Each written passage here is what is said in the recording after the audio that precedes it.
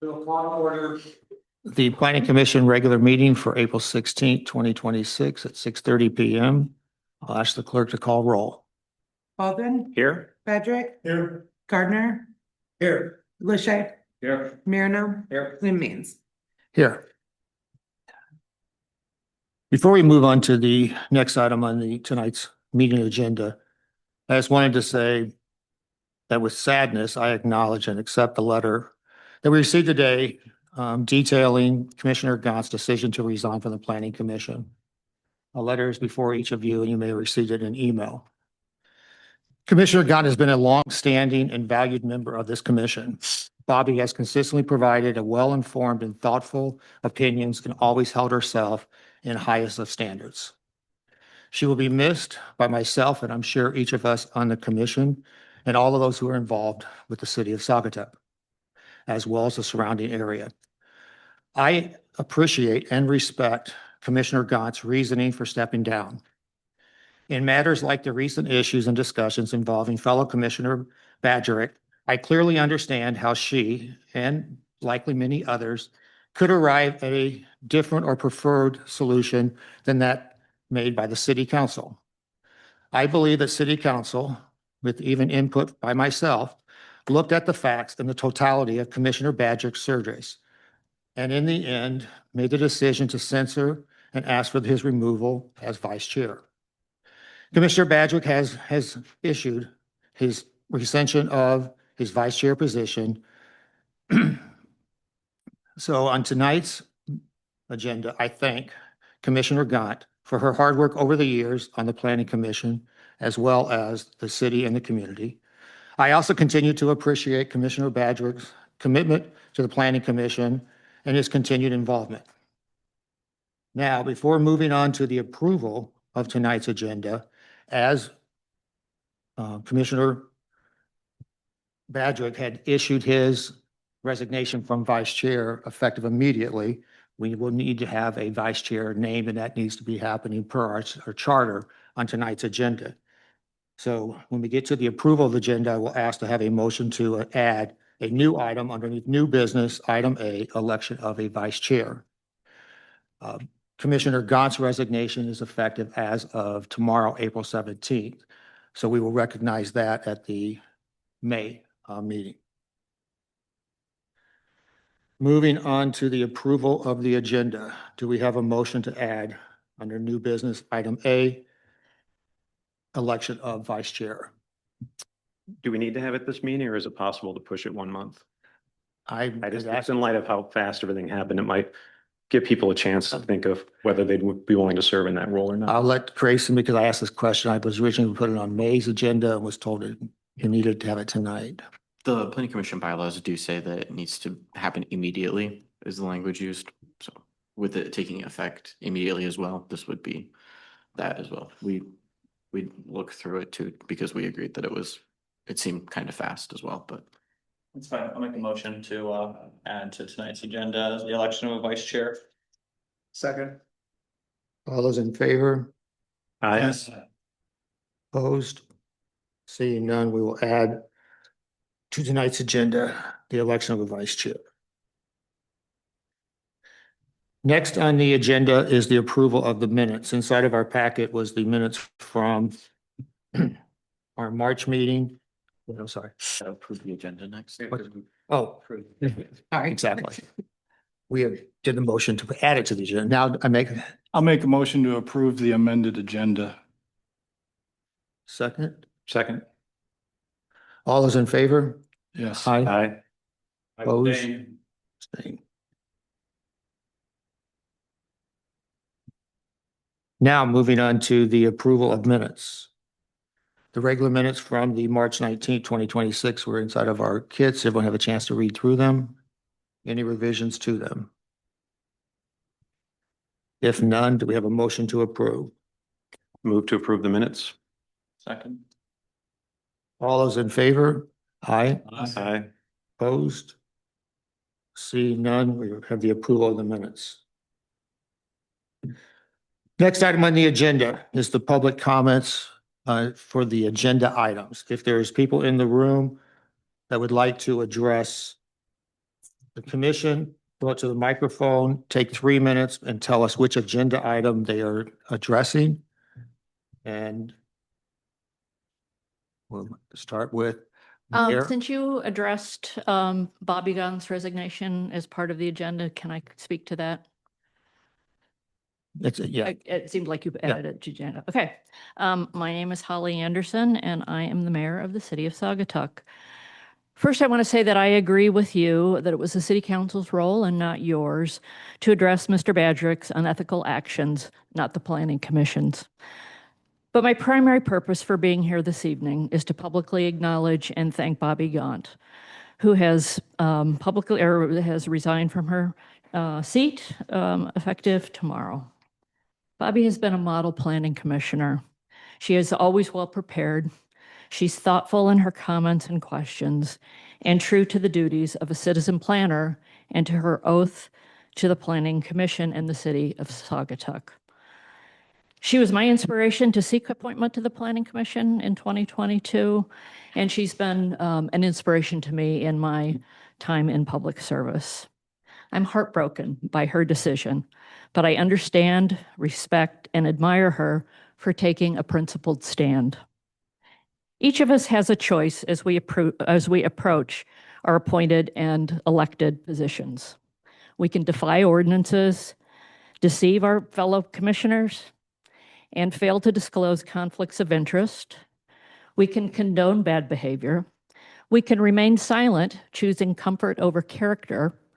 Or, like Bobby, we can hold ourselves accountable to the highest standards and act with integrity and insist that everyone else do the same. I wish we had more Bobbies. Thank you. thank you all. Thank you, Holly. Anyone else in the room? Public comments on agenda items? Anyone online? Seeing none, we will close out the public comments. Moving us on to new business, item A, which is now election of a vice chair. I know it's kind of, Can I make a motion then? All right, I'll make a motion to nominate Commissioner Baldwin for vice chair. I'll second that. Do you accept it? Mark, do you have any interest in? No, thank you. I'm just fine. Okay. All right. It'd be great if you stepped up. Then I will serve if chosen. Is there any other discussion in regards to, Craig, I think you would make it outstanding vice chair Thank to you. do. You can run the whole, I mean, you guys all come in very well prepared. I think we all have the ability. And if there's no other discussion, I will ask for roll call vote. Sorry. Badrick, Yes. Baldwin. Yes. Gardner, Yes. LaShape. I'm sorry, who made the motion? It was AJ. It was Marino. No. Okay, thank you. Yes. Marino Yes. and Mans. Yes. Do I change seats now? That's what I was asking. All right. I was like, what do we have? Bye, neighbor. Yes, see you, Russ. Nice knowing. I did.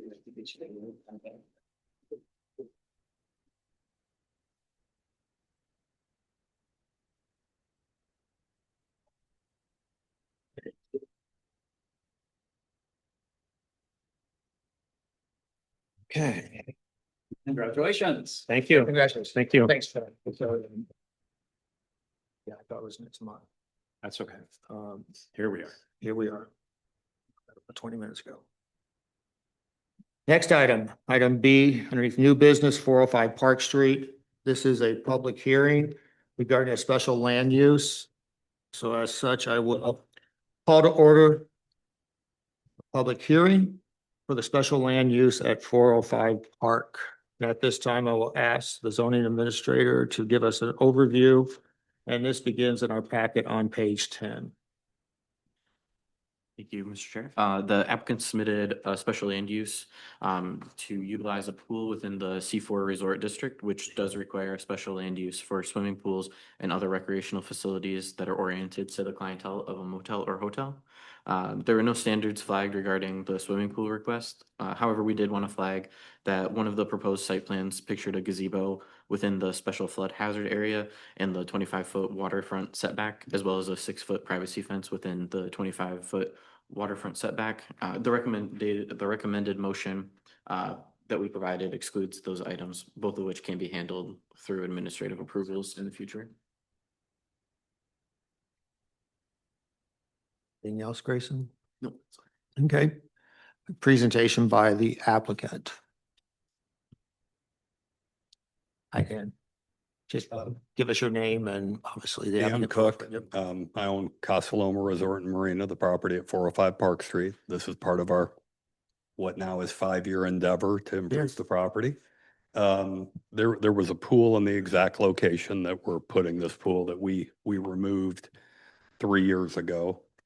Some of you may have swam there in the 60s or 70s or 80s. It was 12 foot deep, had a diving board, was 34,000 gallons. The pool that we're putting in today is 5 foot deep at the deep end with a large, I don't know what they call it, you put your chases in the water 6 inches deep. And it's really about just the pool deck area predominantly. I think we're 12,000 gallons. So that's what we're doing. Hired Acme Pool, who's been building pools in this area for 45 years. Tried to do the extra effort with the engineering and design work on the front end. Any questions? No, I think you'll probably hear, you probably saw on the write-up and you'll hear from us tonight, like in the pages that were submitted. I know in your application, it was just for the pool, but then when you submitted a drawing that actually shows like where the fire pit and a proposed gazebo. Yes, That's and really good. we'll have to come back to you for those items. This season, we're doing the pool and the supporting landscaping will be completed. We're doing gas main upgrades, some electrical up, working with consumers in Michigan Gas to take care of some of the infrastructure stuff. We do intend, however, to put that fire pit down on the lawn and the gazebo. I'm just not sure if we're going to get them built this year or not. Right, because as I think was pointed out by the zoning administrator, the positioning of that, would have been potentially an issue because of the 25-foot waterfront setback. Yes, So and there- we may have to ask for help. We've got that big willow tree that's our limiting factor, and you want to stay out of the apron of the willow tree. And, we envision this property hosted in the 70s, 60s and 70s, a number of weddings, that type of events. Right. We envision doing retirement parties and graduations and weddings in the future, and the gazebo is part of that future vision. Yeah, so I just wanted to bring it up because during discussion, we may want to talk about if it was to be conditionally approved, those items, even though they weren't in the original application, because they're in the drawing, may be Yep. excluded from that. It'd have to be administratively approved at a later time. Okay. The other item, of course, is privacy fence. And I suspect that is something you might be doing this year. Yeah, the fence is installed down to the pool deck right now. That was already installed as part of the prior approval. The fence along the pool deck is actually 12 foot tall that the Johnsons built. There is a wall and fence in place there. We share, so this. Yeah, can you walk over and show us? Yeah, this area right here, from here all the way down to here is 12 foot tall timber wall. Okay, And they're built above us. They look down into that I area. see, okay. So that exists where we put the fence already was that corner, and that section of fence right there exists. That was built.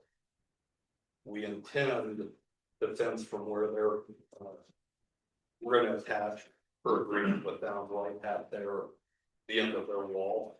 And do that fence section down here and leave a gate, because we both go back and forth with each other. They have a house right here to see my Johnson's house? Yeah. Like yourself, so that you can go there. Okay. See, great. So the fence that you would put in from where the existing fence is would meet the 6-foot standard? Yeah. Well, it's well beyond the pool. So I guess the question administrative would be, does it need to be a 6-foot standard? Because it doesn't start for 30 feet past the pool deck. It's really behind the willow trees. I had met with Eagle, did a pre-construction meeting with Eagle, and his preference would be that we do like the aluminum railing where the water could flow when the water level comes back up, and not do a solid fence. Right. Which would seem to make sense. We have a lot on our agenda, so I apologize if I haven't memorized everything. No problem. Like a chain link fence, Grayson, a chain link fence would be acceptable? Without doing a full review, yes, that would be an acceptable fence Okay. there. And I don't mind the height. I can do the 6-foot tall. I know Eagle would like water to be able to go through. That's what I'm thinking, chain link, Exactly. will go through a chain link Right. versus a solid. Right. solid I'm fence. thinking something like that too. We were thinking the aluminum spindles, but regardless, Oh, something look, like that. I'm with you Yeah. now, okay, And those would even be nicer, but yeah. yeah, sure, okay. I had a brain fart, I'm gonna spin this word, but I have them in our backyard, so I'm with Okay. you. Yeah. Any other questions for the applicant? So the fence issue is something that can be handled administratively? Yes. Okay, great. And the gazebo also, or he was saying they'll come back next year, or is that something also that can be handled administratively, in your opinion? It can be handled administratively, but there weren't plans submitted with this application, so it will have to come back administratively. That one just wouldn't need to come before you guys. It would or would not, I'm sorry. It would not. Thank you. Actually, Acme actually built my pool and they did a really good job, just as a. Right. They as an got, I FYI. got great references Yes. to them. They did an excellent job. Right. Thank you, Dan. At this time, we'll open it up for public comments regarding the applicant. If you have any comments, you are asked to come up to the podium or raise your hand online. Again, you would limit your comments to the 3 minutes. Having no one in the room, I don't, do you see, Sarah, anybody online with a hand up? So we have no one online with the comments, so we had no comments that came in. So then we can go ahead and close the public comment portion of the public hearing, which moves us to commissioner deliberation. Would limit me. I support it. So do I mean, was there before, it's pretty standard. And the other two things can be done administratively. I would feel comfortable if you guys wanted to include administrative approval as part of this approval for the fence specifically. With that, I move to approve. We have some motion. I have a question, Chairman. I'm sorry. Sorry, no, that's fine. Point of order. Neighbors that are within 300-foot radius receive letters and notices about this, correct? Correct. Okay. Was that a conversation with one of the property owners that said they did not get a notice? So, I'm just seeking if there's any input. Sounds like there was no response to those that were received.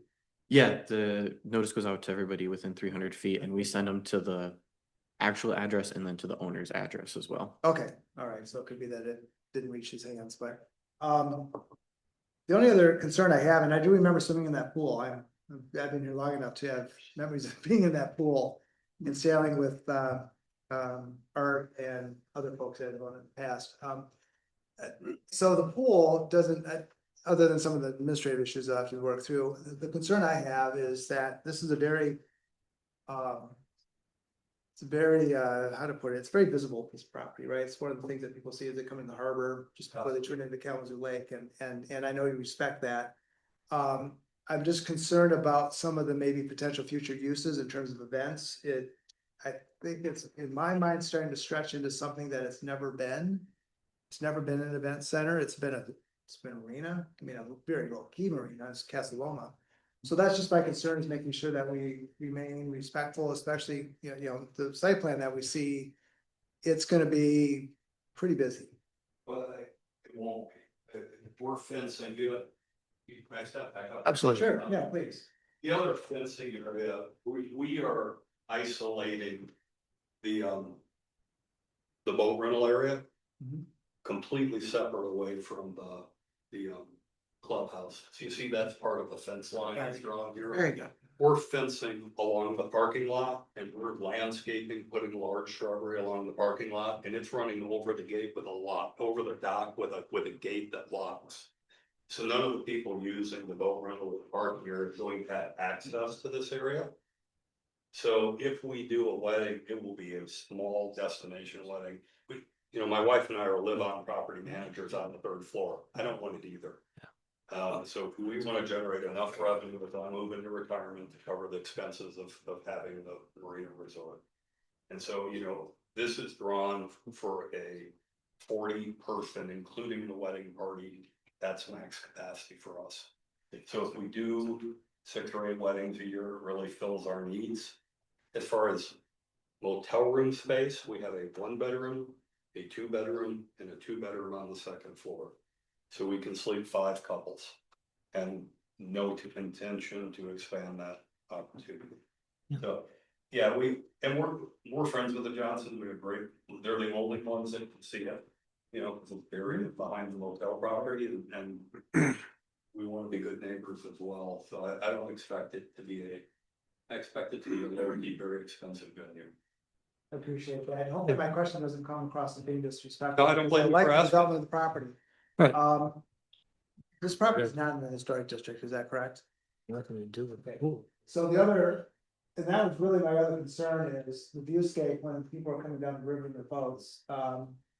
That fence on the north side of the property is going to create a visual block for the purposes you mentioned. But it's gonna Which, change. this fence here? Yeah, on the north That side. fence is gonna be the black aluminum spindles with the stainless steel rails in between it. So what will create a bit of a barrier to view though will be the landscaping and shrubbery. On one side, it'll have shrubs this size. And the other side, it'll have shrubs, they're gonna be probably 4 or 5 feet tall.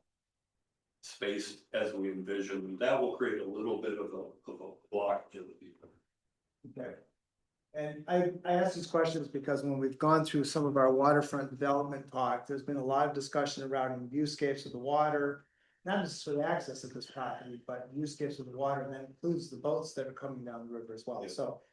It sounds like you're sensitive to that, and that's just important to us from a community standpoint, so. Yeah, and I think what's in front of us now is, of course, the approval of the pool, which really doesn't have anything to do with the future use, of the property, so, Thank you. Yeah. Move forward. all right, any other, I think there was a motion that was about to be made. Move to approve the special land use and associated site plan for the proposed pool at 405 Park Street. Based upon the satisfaction of special land use standards in section 154.082. And the site plan requirements in section 151.060 as documented in the April 10, 2026 staff report. Approval is contingent upon the following: 1, approval is secured from all applicable city departments and the fire department if necessary. 2, the pool shall comply with the state construction code requirements related to automatic coverings and enclosed fencing if required. 3, final approval will be contingent upon administrative approval of the proposed 6-foot privacy fence within the 25-foot waterfront setback and the positioning of the proposed gazebo and fire pit within the special flood hazard area and the 25-foot waterfront setback. Well done. Nice. Do you have a second? Yeah. Second. Having a motion and second it, Who's the second? I'm sorry. second was okay, awesome. Thank you. I will ask for the clerk to call for the roll vote. Badrick, Yes. Baldwin, Yes. Gardner, Yes. Lachey, Yes. Marino, Yes. and Mans. Yes. Thanks. Thanks for being here, Dan.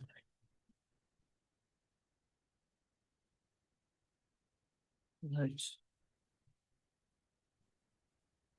Moving on to the third item, new business, which is a public hearing for a special land use request regarding 322 Culver and outdoor expanded dining. As this is a public hearing, I will call to order the public hearing and ask the zoning administrator to give an overview of tonight's case. Yeah, so this applicant has submitted a special land use application for expanded platform space that intends to accommodate 5 tables, and an additional 2 tables are proposed in the sidewalk right of way. It appears there is a parking space that intersects with the applicant's building frontage and the neighboring businesses frontage. The planning commission should discuss whether a joint application across 2 tenant spaces can be considered. Otherwise, the platform must be limited to the applicant's frontage. Further information is needed on several items, which include the width of the applicant's tenant space frontage on Culver Street. Currently, we have the entire building's frontage, but that has several tenant spaces. The width and exact location of the proposed 8-foot by 30-foot platform relative to the building and tenant frontage lines. I'll note that when the platform was initially placed in front of the business, it did expand past the building frontage, but they are discussing an agreement with the neighboring tenant. And finally, the location and number of chairs on both the platform and the sidewalk area that are currently listed as existing approved area. And that'll all be done administratively as well, so they don't have to come back. Yep. All right, do we have a presentation by the applicant?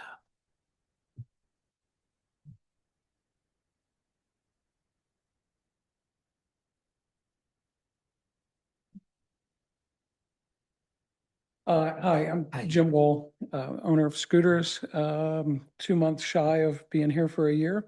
And Hello. just really happy to be here, enjoying my time so far. And we've been working very hard to do what we feel like we need to do with the business to make it better and still be vibrant part of the downtown area here that it's always been. And again, take it to the next level. And a big part of that, as I went through last summer, I didn't get here till the end of May, so didn't have time to do some of the things that I wanted to do. For instance, the outdoor dining piece, and spent a lot of time and effort this winter trying to design something that would satisfy all the requirements of having it out there. One thing I would say, we have already worked it out with the neighbor to move theirs down, and the space will fit in front of the business now. I even talked to the next business down, and they were okay with the middle business. There's 3 businesses in the building there, 3 restaurants, and so everybody's on board, and they've already put theirs out, the restaurant in the middle, and they've moved theirs to accommodate where ours will be. Appreciate the sturdiness of it. It looks good. Some of these, when I see them, I'm always a little scared with how close it is to traffic, but I think cars will bounce right off this, so it looks good. So the qualification of burritos where is shifted, so yours will. Correct. They'll come right together, and ours will go literally right to the end of the parking space. The next parking space. So, yeah, that goes to the corner of our building. At the edge of your building. Yep. For the deck. Yeah, and yeah, the 2 combined take up exactly 3 spaces. So currently I think they've already given you guys a check for the summer for 2 spaces. So, we'll work it out with them however we need to split. So I initially asked for 2 spaces. Yeah, so. Sorry. Just small there. That's good. A little bigger. Yeah, so all of this is gonna be down, this will be here. I mean, it's not straight on, so it's a little skewed in terms of what it looks like. It's about 9 feet, but we needed to move it down. And then is the left side lined up with the edge of your frontage, or does it, I guess? Yes, well, it's lined up with the edge of the door Okay. and frontage, yeah. So And Grayson, does that still require a joint application under that adjustment or no? Yeah, I would just Okay. require an agreement signed by them. Okay, To- okay. So it's gonna move past the front of the edge of that door. It's gonna move halfway into that next parking spot is what I think. I'm hearing. Yeah, so essentially they're Yeah, just so- sharing that part. so- Yeah, you're sharing. So we'll share one parking space and then we'll each have our own. How that works. But it will not be going to the right out into what I will call the Culver parking lot. Correct. You're no longer doing No. that. Great, okay. So that end will be flush with the building, and then this end will be flush with that essentially be. Yeah, basically where the color changes on the building there.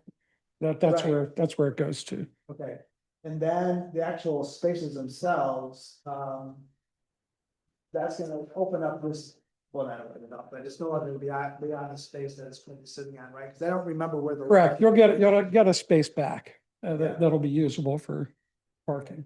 And then Malu, is that how you say it? Yeah, Are they gonna be putting one in too? Cause I think. they're actually too close to the curb. They're only, there's a stop sign there and then there's a yellow line that they're not able to. They will have some tables on the sidewalk that they already are Right, permitted which they for, have. yeah. And, so, yeah, I mean, I believe Grace had mentioned also there was an issue of the number of seating, how many positions, everything, is that resolved or is that still? I'm confused, if we do an overhead schematic, which I think they have in their packet, is your issue they presently are asking for too many seats or it's on the sidewalk or what's the issue? Not necessarily that they're asking for too many, just that they haven't provided how many they're requesting so that we can. I thought keep we it did, no? I On the thought- last one I sent you? In the last one. It's Uh, up 42. Oh, this there you go. Yeah, But what I think we were quite, It's the number of seats. This area here is already approved. This, okay, oh, this okay, is already, all of this is approved. oh, okay, And there's two tables here that are approved. These are the new ones. There's 20 seats. gotcha, okay, Those are the board's I office. didn't catch the existing was approved, got it, Yeah. cool. I want to clarify, the existing is not approved. This I'm would be sorry? part of this approval. The existing tables that were there were not approved as part of a special land use before, but they can be with this one. So it, We already have approval for the existing area. there's not a special land use on file for those. No, that's a city, That's that's a city that's right another away, permit. that's a different process, I think. Yeah, that's not a special They're use. separate Yeah. from. Yeah, I can provide that if you need to have it. No, I was just gonna have them included in this special land use, so that. Well, either way, I would suggest we keep that separate because that has been a separate, especially on right of way use of, except for the expanded outdoor dining, that's been a separate process. Is that the parking spot versus? Yes. non-parking Versus spot that. expansion? Okay. So one other question in the packet, maybe this has been corrected now, there's not gonna be a shared platform. In other words, by moving that platform that you're gonna build down to align with the building, there's no sharing between you and the neighboring business for No. that space, right? Okay, cause that was. they have theirs and each has its own wall, Okay, separate. so you're gonna be playing in your own space, in other words, and there's no sharing of the space at all? No. Okay. And one other question, this is not necessarily for you, but just I'm thinking, with the parking improvements task force, is there gonna be any, I don't think there's been any discussion or concerns about the use of parking spaces for extended outdoor dining. That may be in the future a discussion item, but as of this point, would that interfere in anything at all with? No, what the task 'cause force I is think doing? as of now, we are comfortable with that. That's been policy of city councils to allow this, and I think it's right now 14 spots are taken up, so this will move it to 17. So I don't think 3 spots is going to move the needle for. It's actually only gonna add one spot, because there's two already being used by the Did Mexican. they have that last? They already year, had too? it. Yes, they Okay, they had already that. had, yeah, Yeah. the one more. So we're only adding one spot. Yeah, I'm not concerned Basically to from to what the we've been discussing. 'cause area there. We're not gonna touch that is based on what we're talking about. So no intersection at this point. It's not gonna intersect with the work that the task force is doing. No. Okay, thank you. any other questions for the applicant? Not for me. Great, thank you. Okay. We'll move it to public comments regarding the applicant. If you're in the room and you have any comments regarding this application, go up to the microphone, give us your name. And keep your comments to 3 minutes, or if you're online, raise your hand and we will acknowledge you there. Seeing no one in the room. See no hands raised online. We'll go ahead and close the public comment portion of this public hearing, which will then move us to commissioner deliberation. I like think- pizza. Yeah. I like As- food. Yeah, as AJ said, I think it looks like, compared to many of them, it looks very well built. I love that spacing, even between the inside and the outside wall. So in case someone does bump into it, it's actually got some additional prevention. You'll have planters in there, which will look nice. You got lights. You showed us the lights. I actually had somebody come in and ask if they could purchase it. from them. And you got your reflector, so I see, you put a lot of thought into it, and I appreciate that. No trip edge at the curb. I think. Yes. Exactly. No, I like the design. I think it's really good. And I'd have no issue with the extra parking spot getting taken up for that. Do we have a sample motion? Was there one in here? That's what I was looking at. It's I know. to try to stitch one together would, It's best to shoot from the hip here. This could get this. So you can keep just the section reference and not go through all of those. Because I was wondering, can you actually, that's what I was gonna ask, if they were to so as denoted in item 3A through I, can that be done without reading it?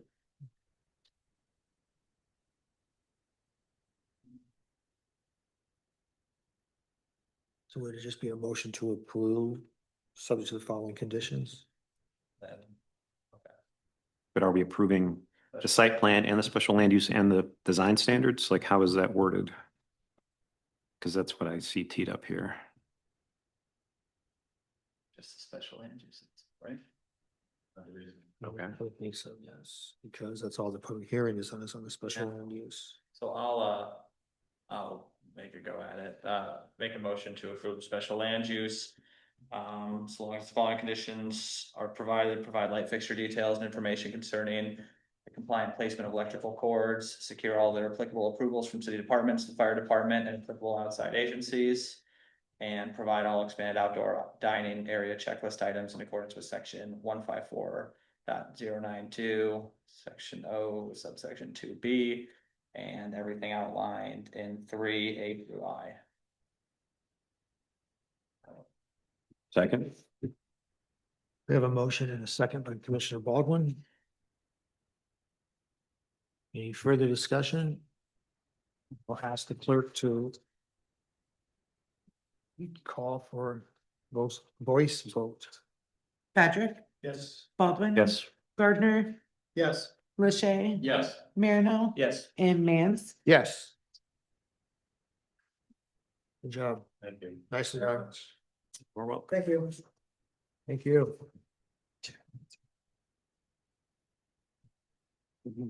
This moves us on to old business under the agenda.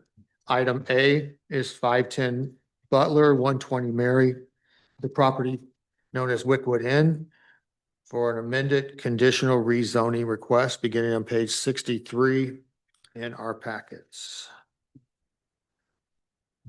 I'm going to ask that Grayson first catch us up on discussions that you've had since our last meeting. As you know, at the last meeting, we had a couple of different things that we were discussing. We ended up tabling both at that time, the rezoning as well as discussion on potential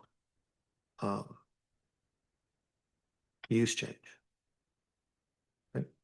Yeah, so I know that the applicant went back and based on that discussion during the March Planning Commission meeting, they've come back and described their intent, which includes obtaining a liquor license, offering additional dining options to their guests, hosting events that are consistent in scale with the property size and layout, and opening their dining room to the public specifically on a reservation only basis if the available space was not filled by overnight guests. And the seating layout that they provided for this packet includes 84 spaces.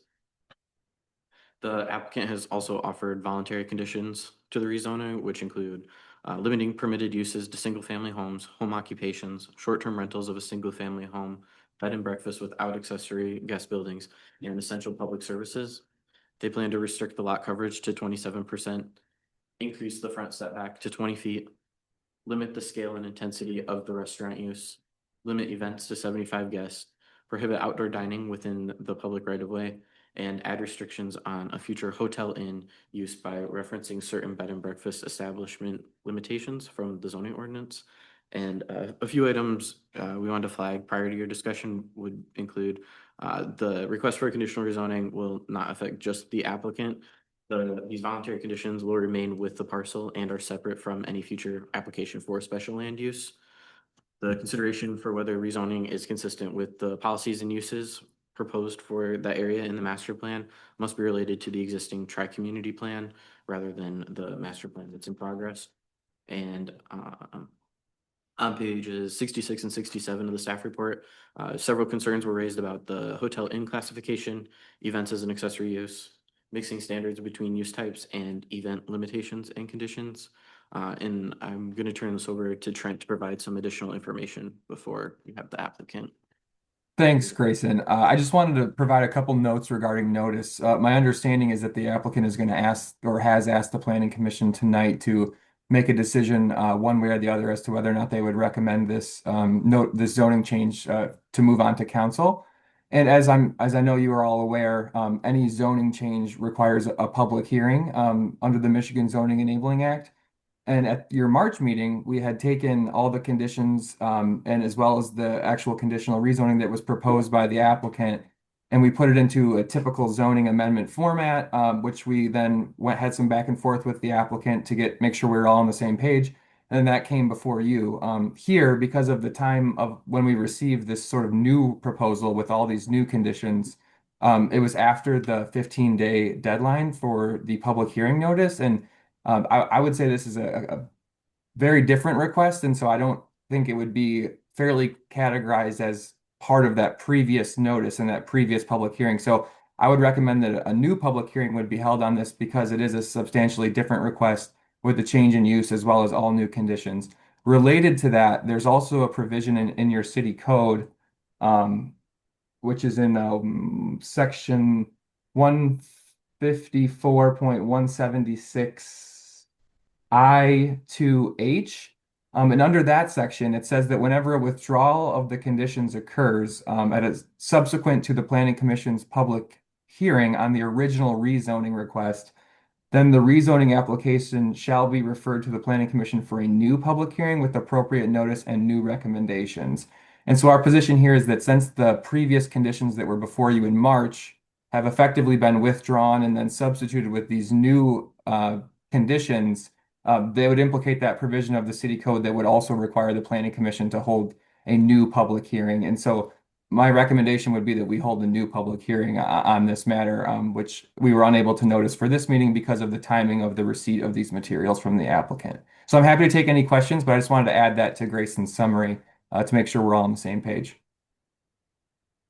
While we have you, Trent, the question I have for you is, if we were to determine that what they have does not in any way, shape, or form fit the definition of a hotel or inn, such as it's not a building, it's multiple buildings. They're not accessible by interior hallways.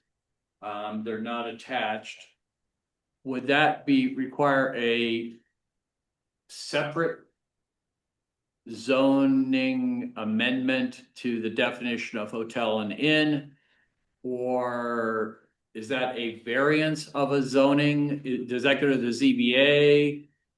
Or is that part of the conditionals? Because anyway, if we were to decide to jam the square peg into the round hole that they're requesting us to do, how do we best accommodate that? Yeah, that's a good question. And it's something we've sort of had some discussion about this week. I think you could do it either way. I think it would require an amendment, most likely, although I would defer to David and Grayson as to the specifics of the zoning ordinance definition. But my understanding from the discussion we had this week is that it would likely require an amendment to that definition of hotel in order to be done the conventional way. The alternative would be for them to seek a variance, as you noted, which I think would be sort of an alternative path that could get them, I guess, to the same place. I haven't thought much about the variance pathway because that hasn't been discussed, but I think either option could work. But I do think that it would require potentially some further amendments than what are proposed here. Grayson, do you have anything to add to that? I think you covered that pretty well. I would agree that the text amendment would probably be the easier route to go, given the conversations and what their desired approach is.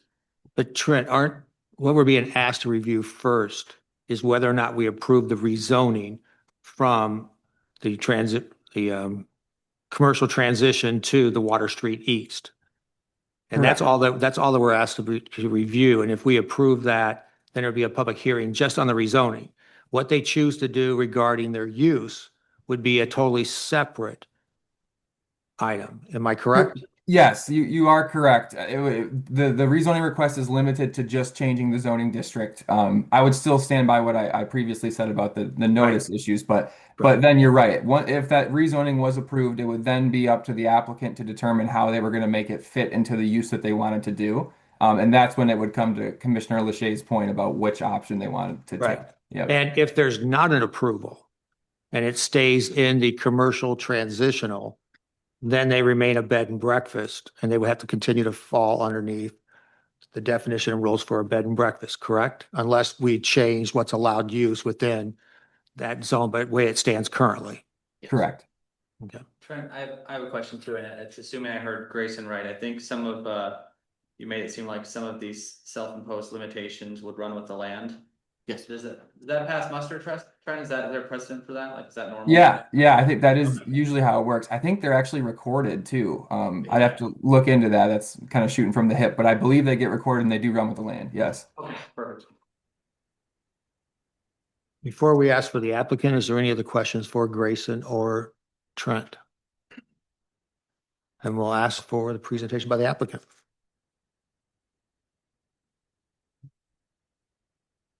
Thank you, Mr. Chair. My name is Kyle Mooch. I'm representing McKenna here tonight with the applicant.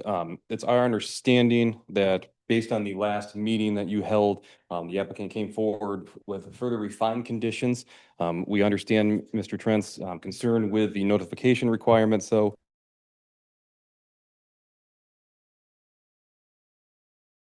conditions that we discussed back last month. And ultimately, the applicant is asking for a decision tonight. So instead of pushing this off to another public hearing and refining that, they are considering or interested in considering the previous conditions that were authorized. And as the chair noted, the applicant is going to proceed with separate and tangent applications for other uses as well, but this is tonight before you, the rezoning request.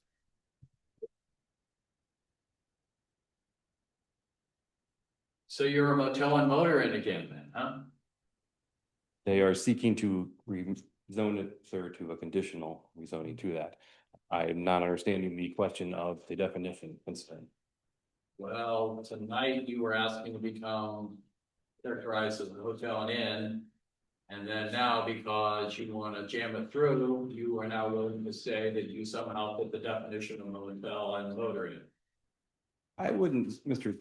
Commissioner, indicate that we're trying to jam it through. I think the applicant is trying to seek resolution on this to move it forward so that they can continue with their other projects that are anticipated for this site. And I appreciate that this is the 10th time that you've come before us.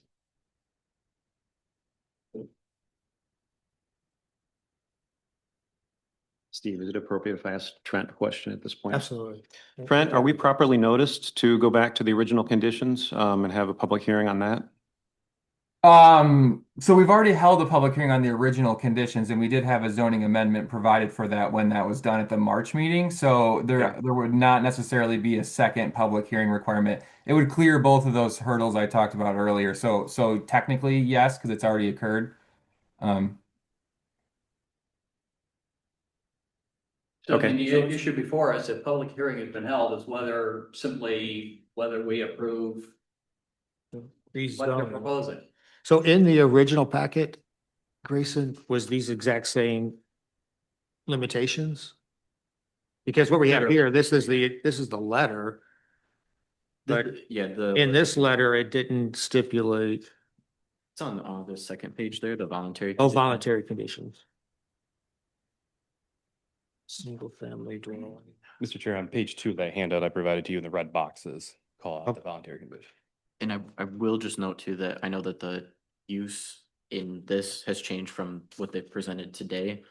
But actually for what you're voting on, that doesn't matter because that's not technically part of the rezoning. And that'll be part of the next application that they bring before you for a special land use. So the conditions for rezoning would not, I guess, okay. But yeah. the We would conditions not for need the rezoning- voluntary conditions for the rezoning.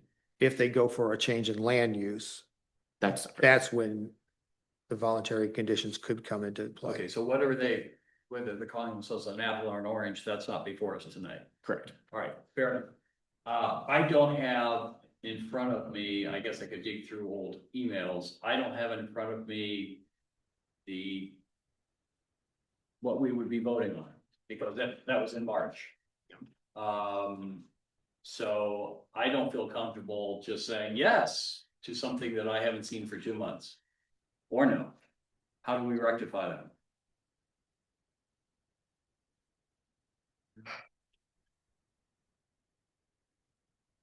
How do we rectify that? You gave us a 3-page letter and you're asking us to move on something that was brought to us in March. And I don't have either a physical copy or a copy that I can look at in any way to read a motion or to make sure that the i's are dotted and the t's are crossed. Understandable. Again, though. Well, as I wasn't here last meeting, sir, I don't have a. Yeah, you looked up. So with that regard, the ask tonight then is to consider the voluntary conditions that were presented at past meetings. As we've indicated, I want to make sure we're clear on that. The discussion in your packet that refined the conditions from your last meeting, we can then set aside for now. So what we're asking for, just to recap, again, is on page 2 of that memo in that red box for us. As Trent indicated, it has been publicly noticed already. You discussed the conditions that were outlined there. So we are seeking some type of resolution on these initial or original voluntary conditions. But see, this is where I think we're getting confused because what's before us is whether or not we would agree to rezone from the commercial transitional zone to Water Street East, period. And going back, 120 Mary originally was Water Street East. Wickwood Inn was in the C4, the commercial transitional. Then we had the request to make the entire property part of the commercial transitional because that allowed for a bed and breakfast so they could either have a single family or a short-term rental first floor, which you couldn't do in Water Street East. And so then they presented the ideas as to why they thought that made sense. We looked at the ownership. We kind of made the decision that, yes, you could probably argue it could go either way, the Water Street East or commercial transition.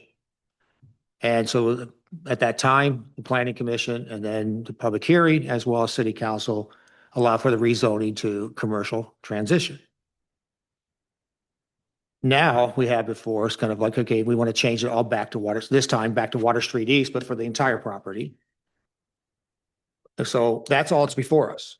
Now, my question is, at least previously, you were able to give us sound reasons for why we should consider making Mary Street part of the 120 Mary Street part of the commercial transition zone. What is the rationale for now asking, without talking about the future use, because that's a whole separate thing, but what's the rationale for us to say, oh, without us going through and doing a complete commercial review of all of our zones, the commercial zones as well as the transitional zones, what is the rationale that you're asking us to consider just to kind of now flip it back into Water Street East? We would look at, I don't know if staff's reviewed it this way or not, but as a zoning lot instead of 2 parcels, so as a zoning lot, so which is why they're asking for both parcels to be rezoned. I understand, but I mean, there has to be some rationale for why we're asking for the rezoning. Is it we're asking for the rezoning because our intent is, which then kind of leads to, the next. Yes, the intent is to consider alternate and expanded uses within reason and within, that's been outlined here for that site. To continue to invest in the community as well. And I know I'm kind of in the deliberation part, so I'll wait for deliberation for my future comments. Any other questions for the applicant?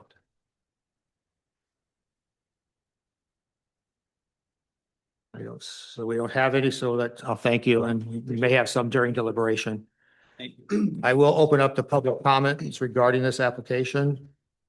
Do we? It's still, We've already wait, that's done right. public hearing. Wait, that's right. That was that was the public hearing part. I'm kind of like, yeah, it was confused. I'm sitting here like, am I doing am I continuing the public hearing? Is it over? Okay, no, so I guess we really can't have deliberation. I, Yeah, no, I'm saying we have deliberation because what I was kind of doing and asking him was really kind of throwing out some of the questions that I have that I've been thinking and asking other commissioners if they're thinking is, you know, if I'm looking at it from the standpoint of what the future use may be and does that make sense? I can kind of justify it, but if I'm just looking at saying, okay, do I think that at this now I should move Water Street East all the way till it touches Butler? You know, that is kind of like the question I keep, we talked about previously that we would be looking at potentially as we looked at all the commercial zones and some of the residential and transitional zones in a future, agenda item, whether it's part of the master plan or, so now this is kind of a request that is challenging for me. and if we didn't move the zone, we'd have to also understand that if somebody similarly situated came, we should not treat them any differently and grant an extension of Water Street as well. No, I think Water Street and Butler are very different. I look at 510 Butler. I think it's consistent with all the other properties on that row. And to rezone it will, without the restrictions, would allow a lot of things to happen. I mean, the conditions are there to try to maintain the zoning control that's in the zone right there, except for allow a different use, and actually also give relief from the off-street parking requirements, which would otherwise apply to a hotel or an inn that I think with the number of sleeping accommodations would be maybe 14 or 15 spots that would be needed if a hotel or inn were allowed in that zone. So that's my initial view on this, but I'm interested to hear what my fellow commissioners think. So Chair, my feeling is we talked last time about how we're compartmentalizing the two things, and without thinking of the use, I don't know how we just flip flop back and forth on zones. It's at this point, I can't make that leap. because I think just like Commissioner Baldwin has just said, as much as we appreciate some of the things that have been discussed about the business itself, I have to look at everything else that's in Water Street East and the the CER, the commercial transitional, and if any other applicant came to us, because, especially anybody who's in the commercial transitional that wants to do some type of business along Butler that's not allowed, and they say, well, behind us is Water Street East. Can we be rezoned? So that it almost falls into this, if it's approved, you're setting a precedent before we've really decided, is it appropriate to have different types of businesses outside of the commercial district, the true commercial district along Butler? That may be something that comes up in a future land use, but in our current master plan, that was not, what was entailed. I mean, it's in my mind from the time that we first saw it, I kept thinking it almost been easier if I was considering it as part of like the commercial downtown, because you could say it that right across the street is commercial, right across the street is the cottage and Wicks that have offer this, but they're in the commercial zone. Yeah, in some ways that'd be easier than trying to move from Water Street East over to the commercial transition or vice versa. But that's not what was before us. Yeah, Jim Nance, thank you. I want to appreciate Commissioner Lachey for bringing up, Secretary Lachey, excuse me. For bringing up the number of times that the applicant's been in front of the planning commission. 10 times is quite a bit. And where I'm going with this is that from my perspective, all of the discussions regarding the definitions and everything else aside for the moment is there seems to be, at least in my mind, my perspective, some maybe ambiguity about what they're planning to do or what direction they'd like to go with the property. I'm not in that business. I can't say what's right or what's wrong, but from a community standpoint, my job as a commissioner is to evaluate these projects and to evaluate whether they fit the existing environment and whether there's any infrastructure constraints like parking and some other things that may come into play. From a community environmental standpoint, this begins is in my gut is starting to tell me they're trying to go beyond what is really intended for the districts, regardless of which district it's in. We call it scope creep. That may be something others have come across their desk too. But I am concerned about that future use, and to Commissioner Badrak's comment, I can't separate the two at this point. I've got to think about this holistically. And from a community standpoint, I still remember when, I can't remember the first owners' names when they came in, and really beautiful. I stopped in, they gave me a tour, beautiful. And that was really I thought the intent, and this has getting to go far beyond what I think the community is really, well, the existing environment. I don't know how else to say it. I'm trying to say it in a way that's respectful of the community. It seems to be going beyond. I think the concept of, because I know that, you follow the planning commission meetings, but at the time you weren't council rep when we originally had the request. And when we originally had the request, the idea of taking that 120 Mary Street and making it part of the commercial transition seemed like that fit very well in with the commercial transition neighborhood. And I think, we saw limited risk to it, so we all approved and then sent to council. So for them, that was reasonable. Moving it back, to the Water Street East has some intention, but then it becomes this like, well, is that really appropriate? Because you're really asking, is Water Street East uses appropriate for a property that faces, Butler? Mm-hmm. And I think that's something that kind of goes beyond what we're talking about here, that people may be comfortable with at this time, because we haven't really reviewed all of the, making a change that big in that neighborhood, because as our ordinance clearly stands right now, it wouldn't be appropriate. Now, to the applicant, and Trent or David, if you guys, know the answers here, if it stays in the commercial transition, the CER neighborhood, it continues to operate, or maybe Grayson, would continue to operate as a bed and breakfast. They would still be able to go forward with their request for a liquor license as long as it's only to guests of their inn or their bed and breakfast, correct? Yes. And they would be able to, but they would not be entitled to hosting, and they'd be able to have any type of event as long as it's for the guest of their bed and breakfast. Is that correct? Yeah, their service would need to be oriented towards their overnight guests. So those would still be viable for them if they choose to, if it stays within the bed and breakfast. Just to get my comments on the record, I agree with what much everyone's been saying. And I think you hit the nail on the head towards it, in that Chairman Mans, with talking about what it means to be on Butler Street. And I think we do need to treat that with additional care, because this is our Michigan Ave, our, magnificent, half mile maybe from here to the end. So we just need to proceed with caution. And I do appreciate, although it's kind of caught off guard with this, I do appreciate sometimes being forced into, we need to give you fidelity, because Give me an answer. it's easy to kick the can down the road and keep online to deliberate, because we do only get to meet once a month. So I do appreciate you pushing us into a forcing function here to make a decision. So, but Yeah. And I do think that I appreciate it, because you need direction as to whether or not to move forward as a bed and breakfast, or potentially look at a change of use if it was to be allowed in the Water Street East. I totally get that too. So. First of all, I agree with what everybody else is saying. The intent of everybody is saying in terms of the character of Butler Street versus the character of Water Street. But I want to draw up a couple points. One, in your red box, you said the maximum number of people attending would be 125 people. In the materials, when you were still thinking about being a hotel or inn, you said the maximum number of people would be 75 people. When you talk about parking, when you talk about noise, when you talk about all of that,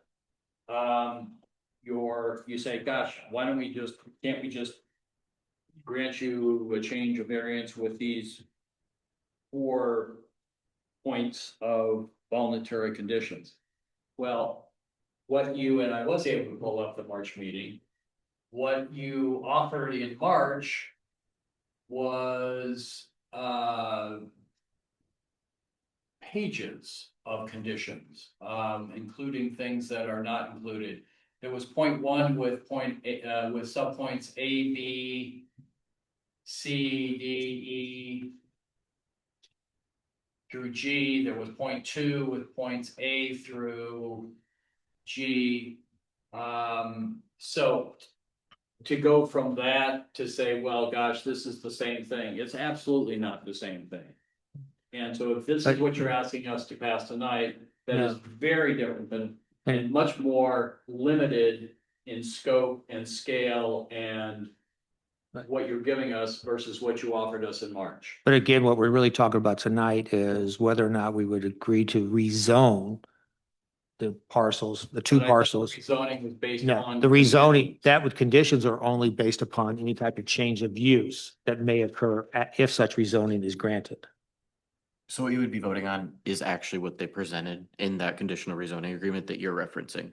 Right. That's the language that was drafted and was noticed during the public hearing. So that longer few page is of agreements there. That's what you'd be voting for, not just this. Which unless somebody pulls up on Yeah. their March meeting, Yeah.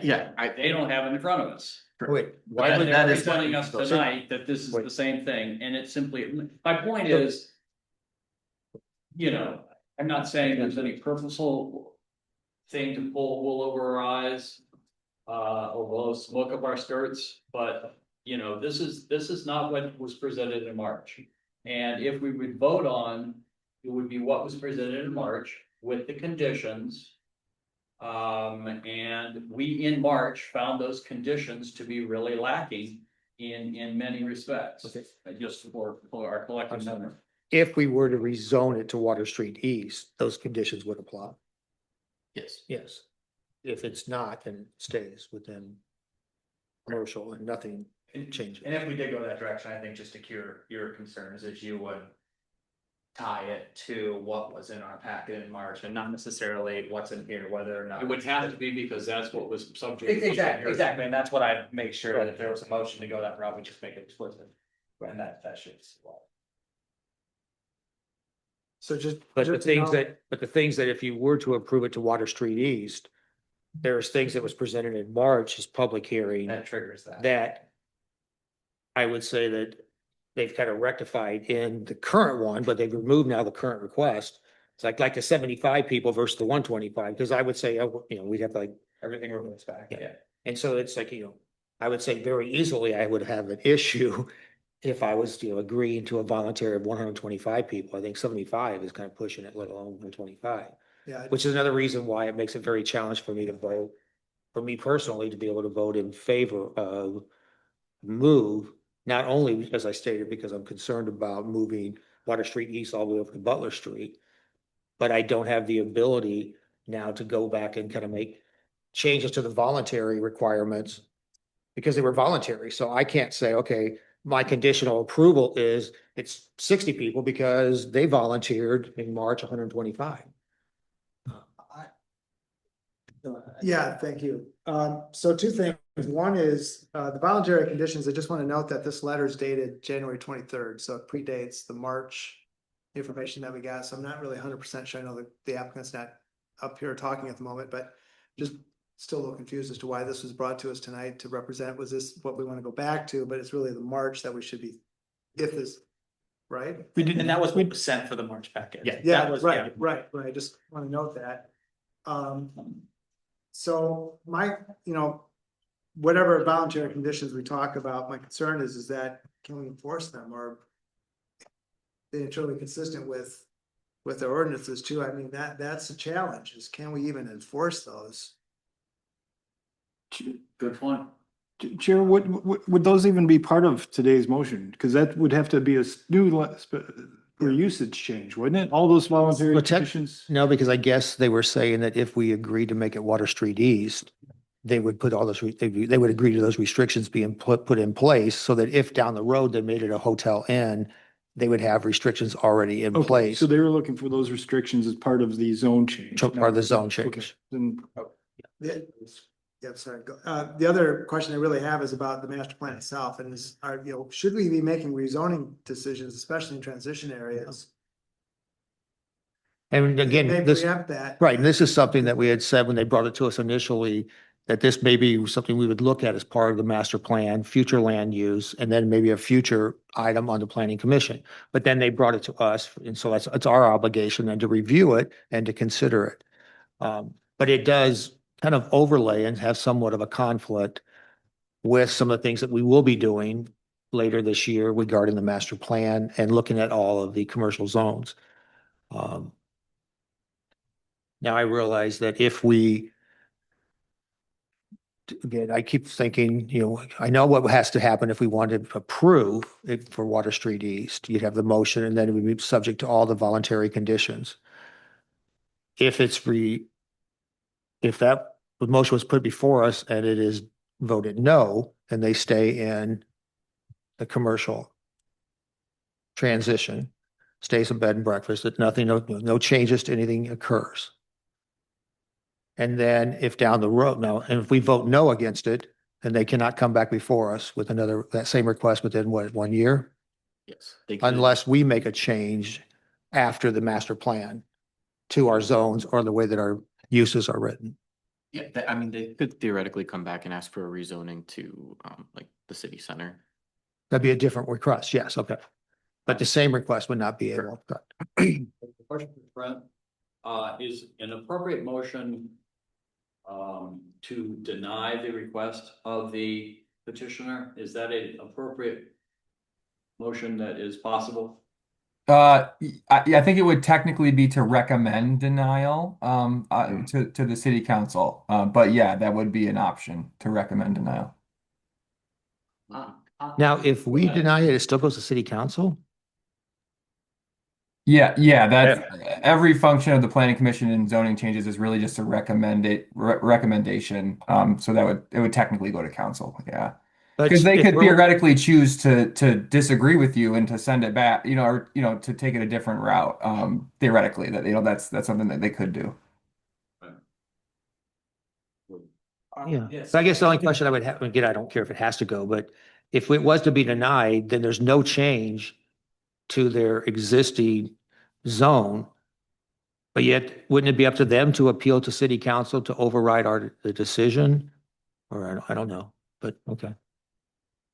It would stay with no change to their existing zone. You're right, but I think just the way that it functions under the city code, like this body can't itself just close down the application. It has to go to council to make the final decision on it. Does that help answer your question? It's about as clear as the proposal. I think the alternative would be to take no action, not have a motion made, or have a motion made, not have it seconded. But that leaves the petitioner hanging, whereas if we were to make a definitive recommendation, they can then go to city council and say, when the city council deals with that, and bring this to them. That seems a more clean, fair way to proceed. But does that even require affirmative action from petitioners? It just, as soon as we have a recommendation, whether yay or nay, it automatically goes to city. Correct, but I mean, they would stand up and make the case.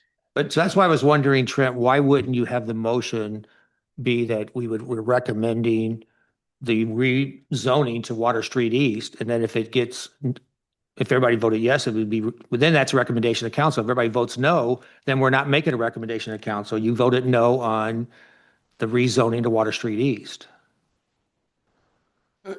Right, but I believe the correct answer is technically that you would recommend that council denies the application for a conditional rezoning. Like the planning commission itself can't deny it. So if you guys don't forward it to council, then you've effectively yourself denied the application. So you would have to make a recommendation one way or the other. I get that it's really technical because I see your point, but I believe that would be the correct answer.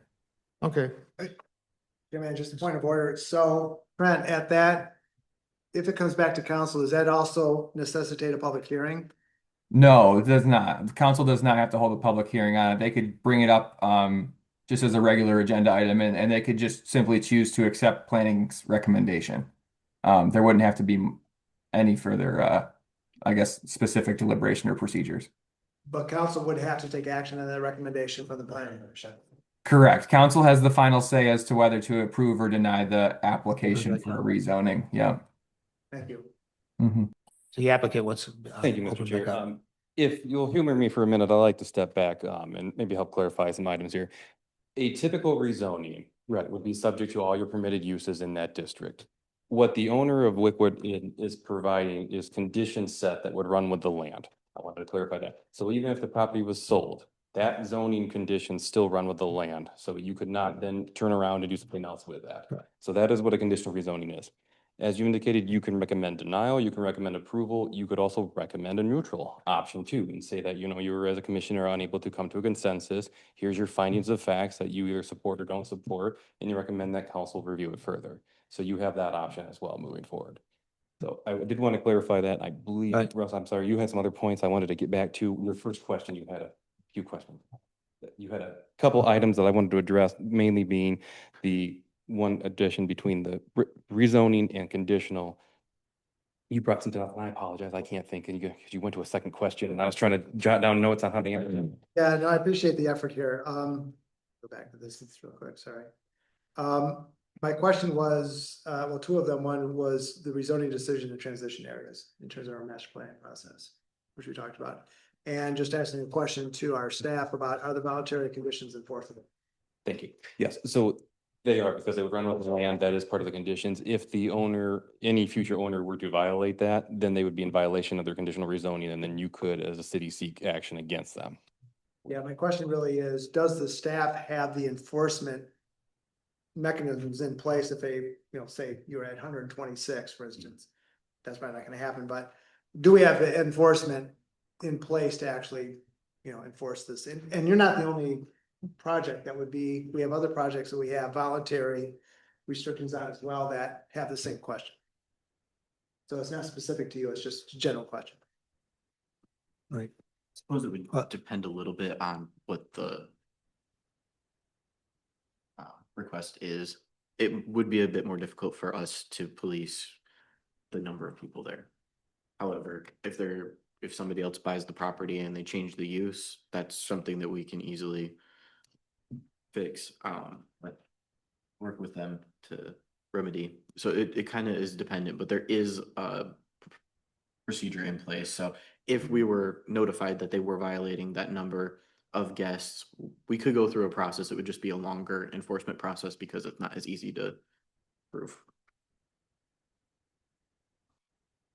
I'm ready to make a motion if folks are ready, and but I do want to preface it with that. I would like for our next agenda, and whether it's part of the master plan discussion or not, but I would like us to take a look at bed and breakfast and look at the definition in our charter, and let's just see what it means, and if that still fits what bed and breakfast could mean, because I think that we could have a discussion that could potentially cure a lot of the issues Exactly. that are right now. So I would like that. You mean including what accessory uses are allowed and things like Including what that? accessory uses are allowed, Sure. you know, because especially looking at some of the voluntary conditions that were part of tonight's packet, should other bed and breakfasts have offerings like that? Like, would that be a benefit that allows our community to get to experience some things that are in their backyard as well?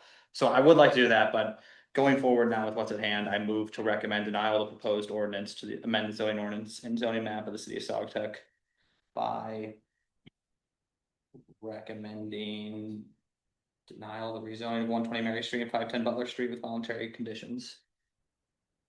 That sound right? I would ask a friendly amendment that the motion be prefaced with the phrase based upon the discussions and sentiments of the various planning commissioners stated at this meeting. I would make another friendly amendment to refer specifically to the factors in section 154.176C1B of the zoning ordinance, which is basically the things we've been discussing. Okay. not So- basically, but specifically, the things we've been discussing. Page two, I move to recommend denial of the proposed ordinance to amend the zoning ordinance and zoning map of the city of Sagatuck. I recommend denial of the rezoning of 120 Mary Street and 510 Butler Street with voluntary conditions as offered by staff based on the findings related to 154.176 C1B of the zoning ordinance as outlined in the memo dated February 13th, 2026, and as discussed by planning commissioners with reservations they had during discussion at the April 16th and March 19th planning commission meetings. Support. We have a motion. It's been seconded. I will ask for a roll call vote. Sure. Patrick, Yes. Baldwin. Yes, Gardner. Yes. Lache, Yes. Marino, Yes. and Mans. Yes. So it will, our recommendation is that it remain in the commercial, and I do agree with you. I think one of the things I've talked to Grayson about is since we've had all this, is to kind of go back. I know it's part of our master plan, but to look at the definitions and even consider, you get a bed and breakfast, but could there be something called like an enhanced bed and breakfast, or it's like a new use that, House even. Correct. And what they offer in Douglas. Correct. And is that a model that is?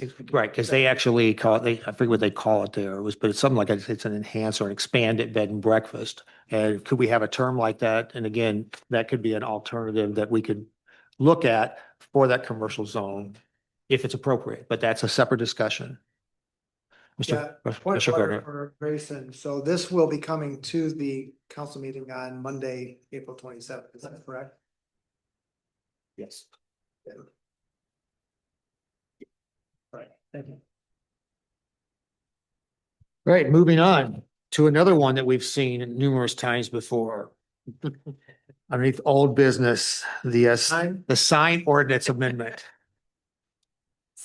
And so Trent, you thought it was gone, you thought it was done, Thank you, gentlemen. but thank you. But it comes back before us. So if you want to kind of walk us through what we have in our packet and what you're asking us to consider tonight. Yeah, thank you, Mr. Chair. Yeah, I did think we were closed on this one. I know the planning commission and my office and Grayson and David put in a lot of time into this, and I think we're still in a pretty good place. Council had some reservations when they took this up. I believe it was in February. I think we then skipped a meeting because of the agenda. So it's been a little while since council took it up, but they listed a few concerns and a few changes that they wanted us to make. And then we've been working, my office has been working with Grayson and David in the background to implement some of those changes. And so in your packet tonight, you see the revised version that attempts to implement the guidance that we received from City Council.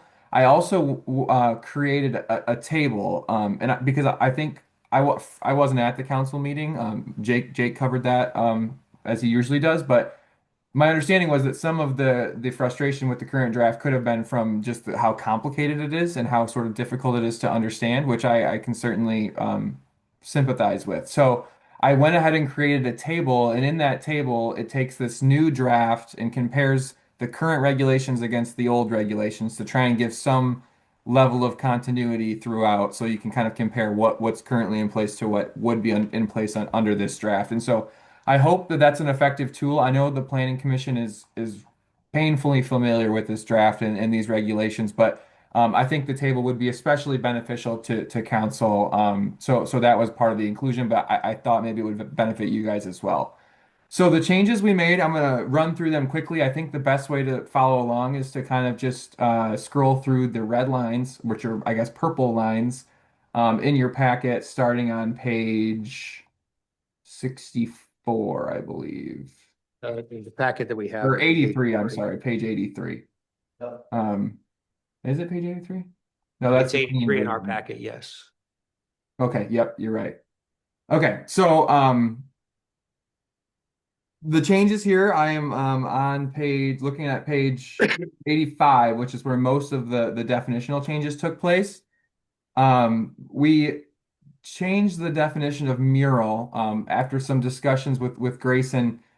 The previous version of it included the term wall surface, and that came from discussions that we were having throughout this process with the Planning Commission about maybe we would define wall surface to limit the different places where murals could go and use that wall surface definition as kind of the limiting factor on that.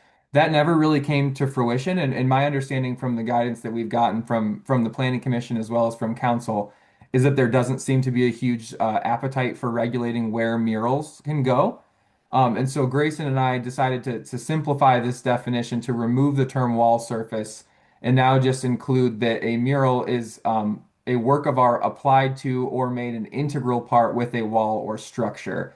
And I think this removes any ambiguity. I know there was some discussion, I believe, at City Council about like a fence and could a mural be painted on a fence? And under the previous draft, because of that wall surface language, I think it would have been open to some ambiguity there. So I think this clears it up that a mural under this current draft could be in any zoning district on a residential or non-residential property, and it could be on a fence or any structure. So we kind of opened that up. Another change that we made to murals that's in the later provisions, but while we're on the topic, is that it's no longer would be subject to zoning review. And that's kind of just a practical consideration because as it stands, there are no zoning standards that would apply to murals. They can be in any zoning district on any type of property. And so it would still require historical district approval, but it would not require a zoning permit just because we don't have standards. Now, that's obviously something the Planning Commission could change and implement if it chooses, but my understanding and the guidance I feel like we've received from council is that there's not a big appetite for that. Trent, can I ask a quick question? Yes. So, and if you said this, I apologize. I might have been reading something while you were talking, but what's the stance that this is presented to us for? Are we supposed to accept any of these changes? Are you asking for our opinion? Are you asking to vote to say we're okay? I don't understand what action we're supposed to take after this review. Yeah, good question. I should have led with that. So it is a bit confusing because it's coming back to you now. We've implemented the comments from council, and then at this meeting, under the city code, it has to come back to you. The council has to direct it back to you. And so now you could review these changes, and if you think that this captures the intent of council, or you think that these are acceptable changes, very similar to what you would normally do, you would recommend it back to council for approval. If we identify things that you disagree with or that you think should be changed, like murals, for example, if you think this draft is way too wide open on murals, you could implement different changes, and then I would implement those and either come back to you again, or you could implement it and recommend it to council with those changes. So I'll be candid. I didn't watch the meeting where this was discussed, and so I don't know how they presented it to you. I mean, is our goal here to decide whether you have appropriately met the intent of city council? Again, I'm just confused as to why we're going over this. I mean, if council liked it the way you presented it, that's their job to approve it. Right. So we have not presented this. Oh, sorry. Go ahead. I was going to say, I don't think it's for us to say, I disagree that you should strike the off-premises sign definition. Okay, but council wanted it gone, so that's their prerogative. And that's absolutely fine. If the Planning Commission feels that they've sort of done the legwork already and now it's up to council to just make these changes, you could just recommend this draft back to council with the changes we've implemented. I don't have, unfortunately, like a clear list of the changes. It wasn't necessarily laid out in that way, but I did watch the meeting back, and Jake and I had conversations as well as with the city manager and the zoning administrator about what we felt council's direction was. So my hope is that this draft does capture that. So if the Planning Commission feels that you want to just clean your hands of this and recommend it back to council with these changes, I think that would be appropriate as well. I just didn't know it was part of my homework to review the meeting minutes and tape to understand what they said to you, and then and I'm not trying to be critical of you, but I just I liked the draft we presented, and apparently it wasn't what the city council wanted, and that's okay. That is okay, but I don't know what I'm going to do for you here at this meeting tonight. I think he's saying it's required under our charter that. Okay. But because at the meeting, they recommended some changes and they asked that the changes be sent for planning to kind of review, are they okay with what's being presented? So it's like, if we had any harsh disapproval, to let them know. So was it basically, was this to kind of look at it and say, do you have anything that were taken out that you guys were hard fast on wanting to see in? Yep, exactly. That's exactly right. And I think the mural example is a good one. If you guys feel that the changes to the murals are too wide open, or later on we'll get into the changes for temporary yard signs have been sort of significantly revamped. And if you strongly disagree with that, you could make a report or a recommendation to council and explain why you disagree with that. So that's kind of the back and forth between the two. Um, so hopefully that helps to give you some guidance, but there's certainly there's no specific action you have to take tonight. To Commissioner Baldwin's point is like if you are just satisfied with this draft as is, and you don't have any major concerns, I think you could just recommend it back to council. Since I understand that you did not necessarily propose these changes, so hopefully that's helpful. Any other questions at this time or?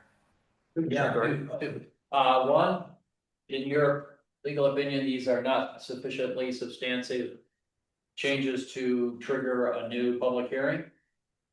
No, I don't think so. I think the changes are pretty straightforward here.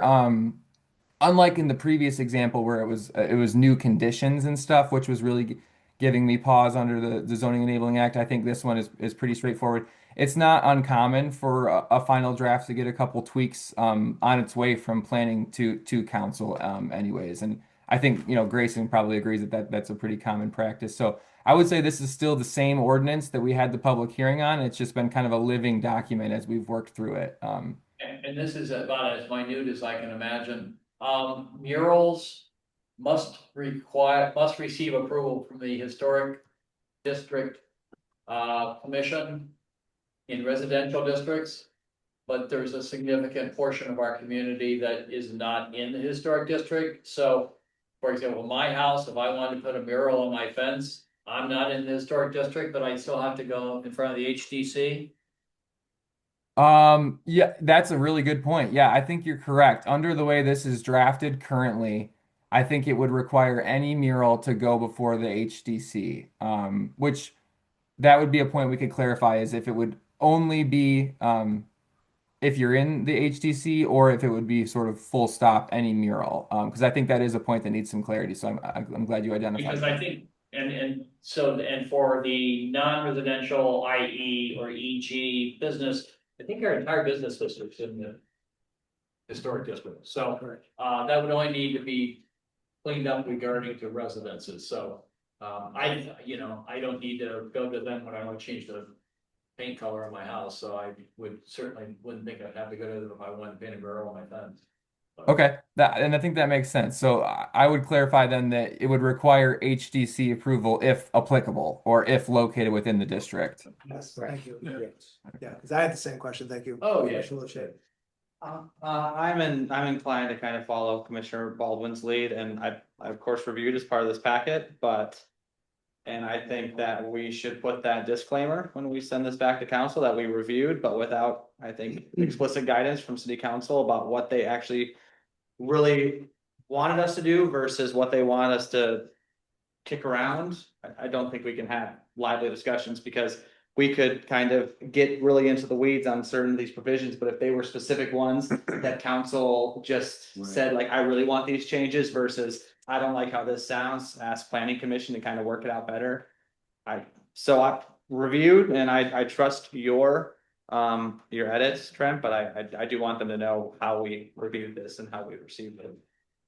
But you have comments once you were ready to council? Yeah, so when we presented this to council, unfortunately Trent wasn't able to be there. Jake was there in his place and we had asked for a specific list of just a high level list of changes. Unfortunately, we didn't get that. So council went a little bit in the weeds on this.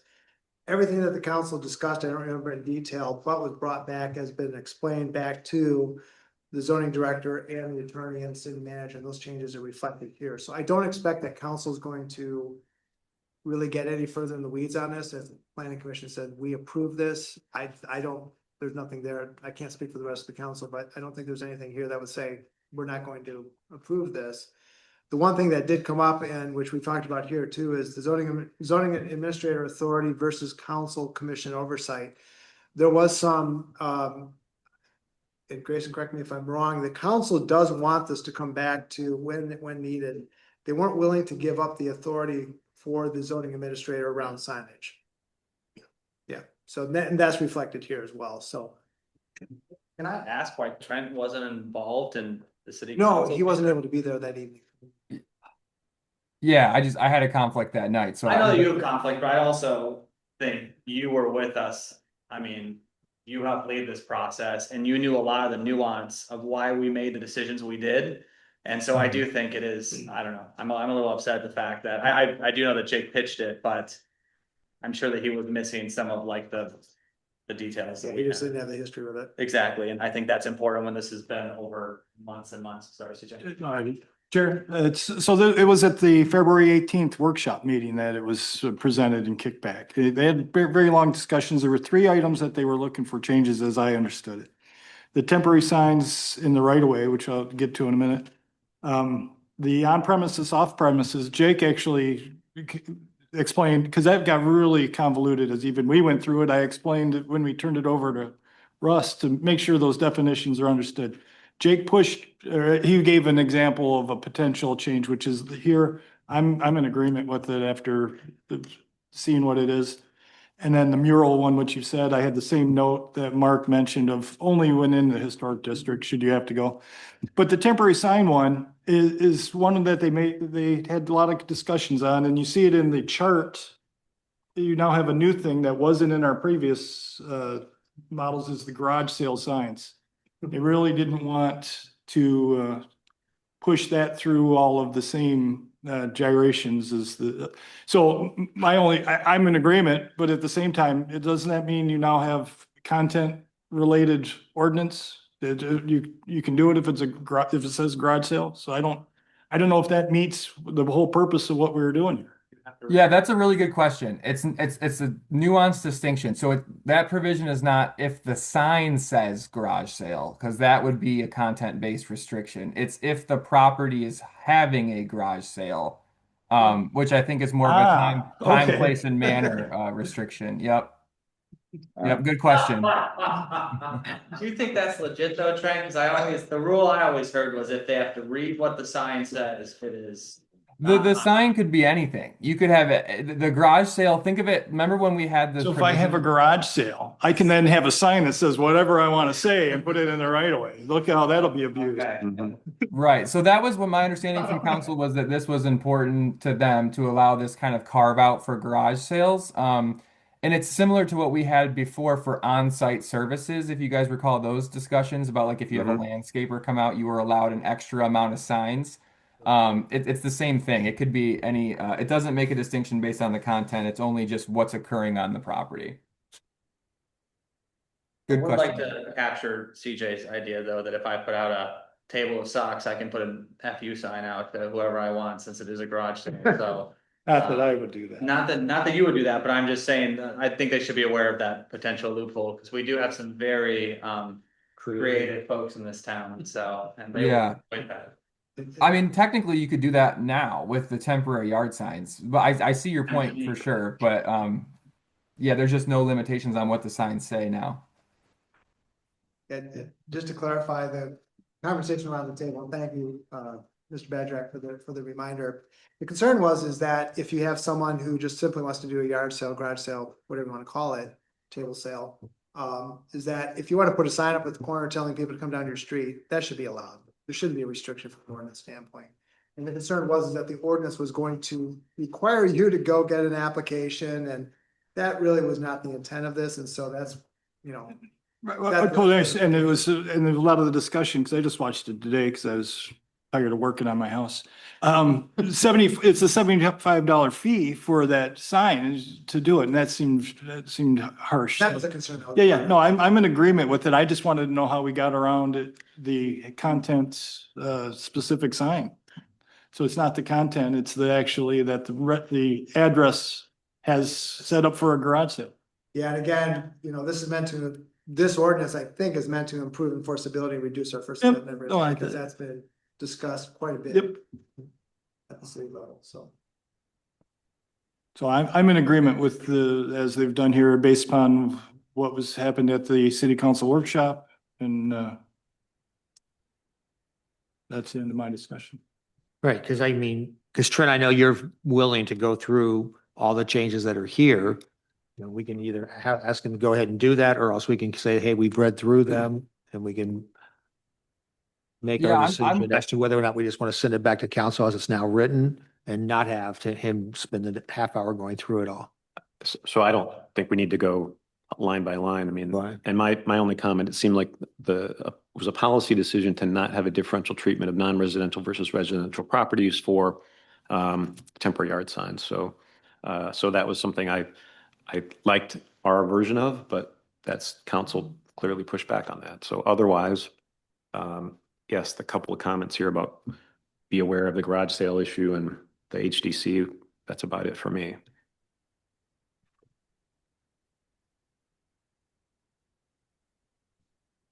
But I don't think we need to go line by line through this. We've done that a lot. Is there any other comments that we would want to address with Trent that you saw in his draft that you would want him to, or we'd want to note as it goes back to council, or just recommend that it goes back? It doesn't deviate substantially from what we submitted, but there are definitely changes.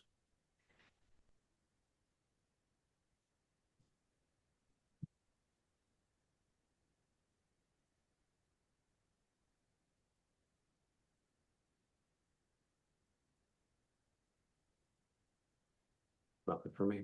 Nothing else.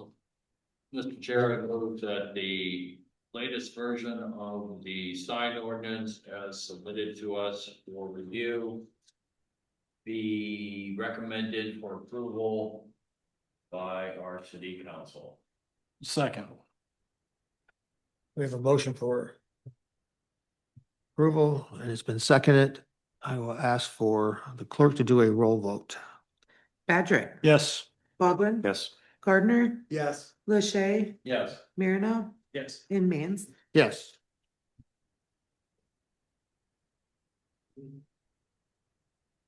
Thank you, Trent. Thanks, Trent. You're welcome. I appreciate it. Good discussion, and I agree with the council or with the planning commission's point. So thank you. Great work on this, Trent. Yes, I would Substantial. propose an amendment to your motion so that we could also honor Trent. I appreciate it. It's my job. I'm here for you guys, but I appreciate it. Thank you. Very good. All right, moving on to our last item under old business, which is the master plan discussion. It begins on page 114 in our packets. And I believe, yeah, we have David online. So David, if you want to kind of walk us through, I think you did a nice job at kind of putting this together and kind of opened it up at least for initial discussions. One of the things that I know Grace and I were talking about, you know, during the last week is kind of you presenting this, but then, you know, giving us, because there's so much in here that I thought it would be really beneficial that we actually have as commissioners the time, maybe, you know, we'll put this back on the agenda for next month. So you have time to kind of look through it, but I think you can walk us through it tonight and then I want to bring it back. At least that was my thought. And I think Grayson was in agreement. Dave, you can tell me if you're in agreement. You know, for how we would really want to try to like look at it and see if there's changes that we'd want to discuss at next month's meeting. Sure. Also from a timing standpoint for this evening. Yeah, I'm happy to give a quick overview, and I agree. This is more of a working progress report and part of our overall master planning effort. So first off, can everyone hear me okay? Yes. Yes, we can. Thanks. I am in Abiquiu, New Mexico, and the internet's not great here, so I'm surprised you can hear me clearly. So anyway, as mentioned, this is a working progress report, and this is sort of intended to be a chapter of the master plan, and it's really an initial assessment of natural character areas within the city. And now, when I do an exercise like this, I like to not consider the zoning of the property, not consider the future land use map. I like to really look at it just from a clear slate. Just look at the aerials, look at street view. In some cases, you all will be looking at these blocks, with these comments in mind. But I like to look at it as just identifying different neighborhoods and blocks based on their common characteristics. And as mentioned in the report on page 114, we look at buildings, land use, scale, blocks, streets, streetscape, public space, parking, and walkability. So, and when we look at all these things together, as when I look at a community, I can start to develop character areas or neighborhoods or however you want to call them. And now, when we do this, this is really an exercise to allow us to base future decisions on this information and this understanding at the block level. And so what I'd like you to do over this meeting or over the next couple of weeks is look at this and see, okay, did we get this right? Are these neighborhoods, blocks, the appropriate designations? Should there be another one? Is one certain area more distinct than another? Should we break up a certain neighborhood because there's different characteristics?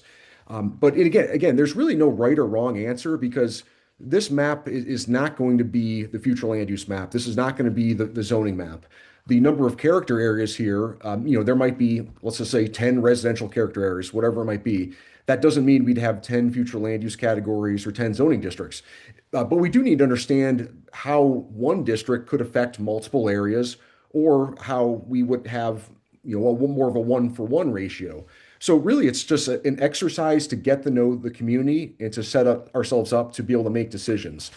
When we look at this, I almost look at from the what areas would we preserve? What areas are we going to enhance? What areas are we going to transform? So, we may say this area is going to be a transitional area, but right now maybe it's more residential. So we're recognizing that a certain area may change over time. And I'm not talking about any particular area. That's just a hypothetical example.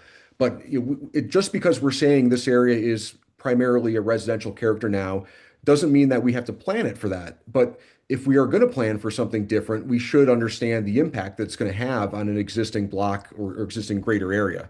So I just want to explain the intent a little bit, how this is just for us to best understand the area and then have a basis for making decisions, and then to understand the implications of those decisions, whether we're preserving an area or changing an area with future land use planning and zoning.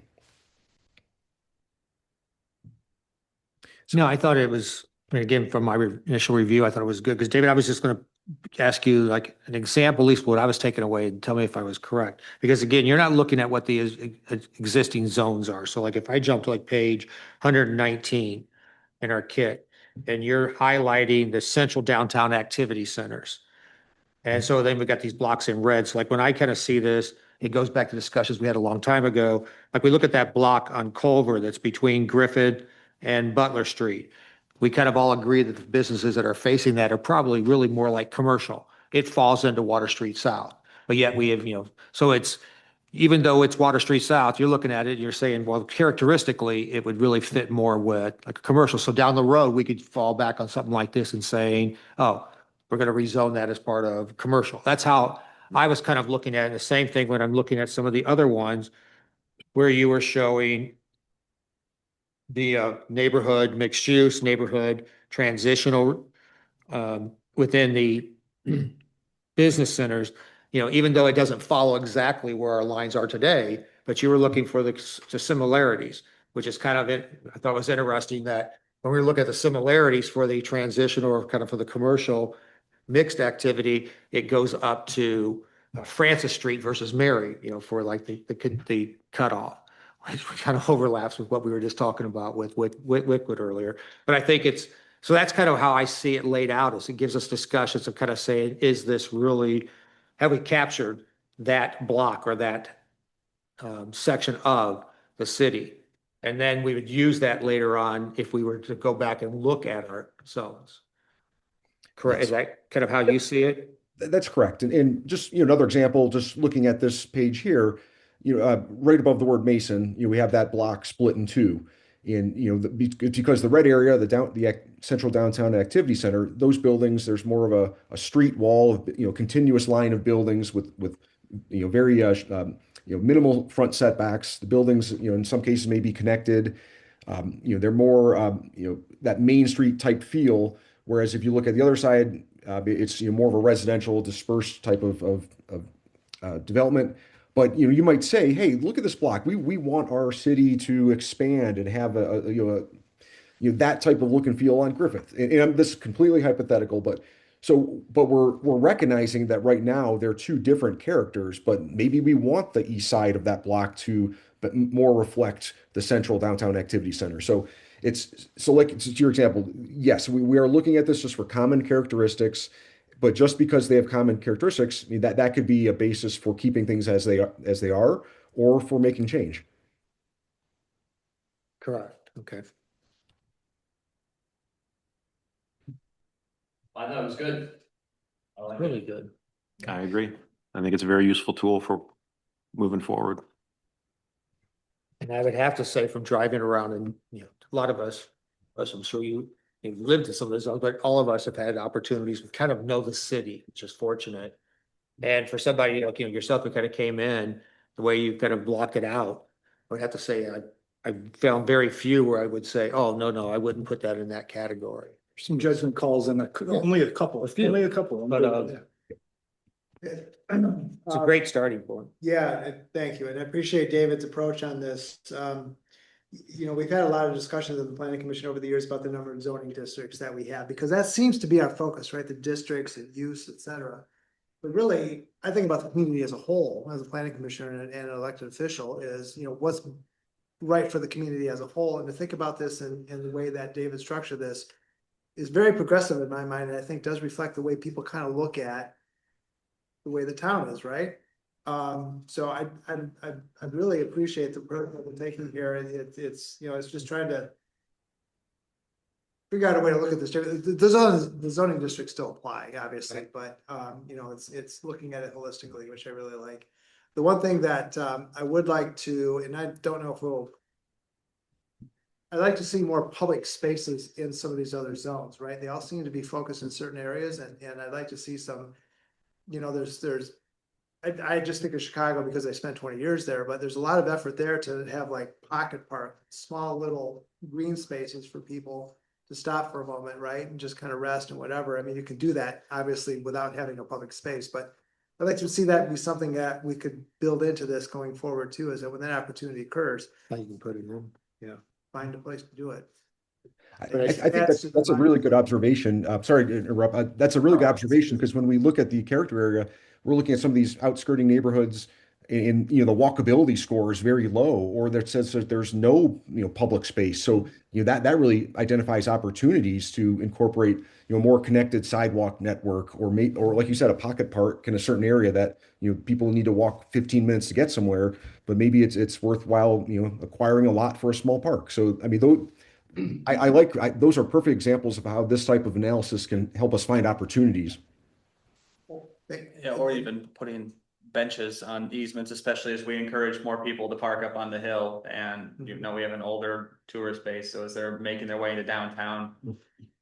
That's right. Yeah, and also to what I envision is that this will also provide council and the city staff, as properties, certain things come up for public sale, does that fit into a master plan that we say that would be a piece of property for the city to attempt to buy, because it's going to fit into the master plan to have more public space? Yeah. Because properties come up, and there will be ones coming up that I would like to see the city be in front of, to say this is a great property we should be thinking about purchasing. I think that's a great investment in the community. So I think this supports that. Good idea. It's a good idea. I don't think but when I kind of saw this laid out, I know that there's been talk of should we have fewer zones, but then you kind of look at all this and you go, well, it's kind of why we have so many zones, because we did try to put the ones that are somewhat characteristically bound together. If you look at all these, if you add them all up, it's almost as many zones as we have currently. It's just a matter, the borders might have changed. And you kind of created the zones by creating the zones, if that makes sense, to the point where it can't, how far back Right, can you go? right, You know, right, Turn on it. right. Because it does, I mean, it shows you some of the challenges that we'll get into when you start talking about, if you start trying to reduce the number, you know, you say, okay, we're gonna take it, we want to reduce like the 3 areas like we got laid out as the big bullets. Well, there's very differences between, you know, the west, if you're along Park Street versus if you're inside of it, you know, as far as like uses, or if you are in what's downtown is what you want to call commercial, but there's different sections of it that probably do need different types of uses versus. So it's gonna, But I thought it was good to allow you to start kind of looking at it. And especially if we get into those discussions, does it make sense that you would group all these together underneath one, zone? Because when you do, you're probably putting limitations on some people, but you're giving some people a lot of new options too. But I thought this is well done. Yep, so I think the one point, I think that's a good distinction, like just because we have different residential areas divided up, doesn't necessarily mean we need that many zoning districts, like for instance, on that north riverfront residential, the lots and setbacks may be similar to what we have for our, central city residential, or I think maybe the suburban. Well, like the dimensional requirements may align with those across the street, but we're just really making an observation that they're waterfronts, but that itself may not be a reason to give it its own zoning district. So that would be an example where they may end up being the same district, but they're just areas that have two different characteristics, but that's okay for the purposes of zoning. So David, for next month, we'll continue to kind of look at this. Would that be when we start to kind of look at like ideas of future land use, like Russ was just talking about, of saying, hey, one of the things that we see missing is, public space or, facilities for, the public, whether it be sidewalks, whether it be benches. Is that part of like the future land use part of the plan, or is that a separate recommendation section? It certainly does tie right into the future land use planning conversation. I think Grayson and I will take a look at the different topic areas that we're going to divide up for conversation over the next 3 months and just decide which one is best to handle next month. But yes, I think this exercise certainly just transitions right into that topic. The other thing too, I wonder if maybe an approach to this project is to introduce a topic like tonight and then maybe discuss at the next meeting once you've had a couple weeks to absorb it. And then at the next meeting, we can introduce that next topic area. So whether that's community facilities or mobility, environmental protection. So Grace and I will strategize, what order we want to take things. I don't think we necessarily have to jump right into future land use. No, I was just thinking that this would kind of tie into that though, wouldn't it? Oh, absolutely. Absolutely. It does. Sometimes I like to say future land use toward the end of the project, just because that's kind of that wraps up the entire plan, as in here's our overall vision for the community from a land use perspective. And sometimes I'd like to address some of those other topic areas because they might play into that future land use map as well. Like for instance, environmental issues, historic issues, mobility, those all kind of tie themselves into the future land use discussion. So I like going through all those other topic areas before really that final future land use mapping effort. So, but I think that's something Grayson and I can strategize just to make sure we have the best flow over the next 3 months.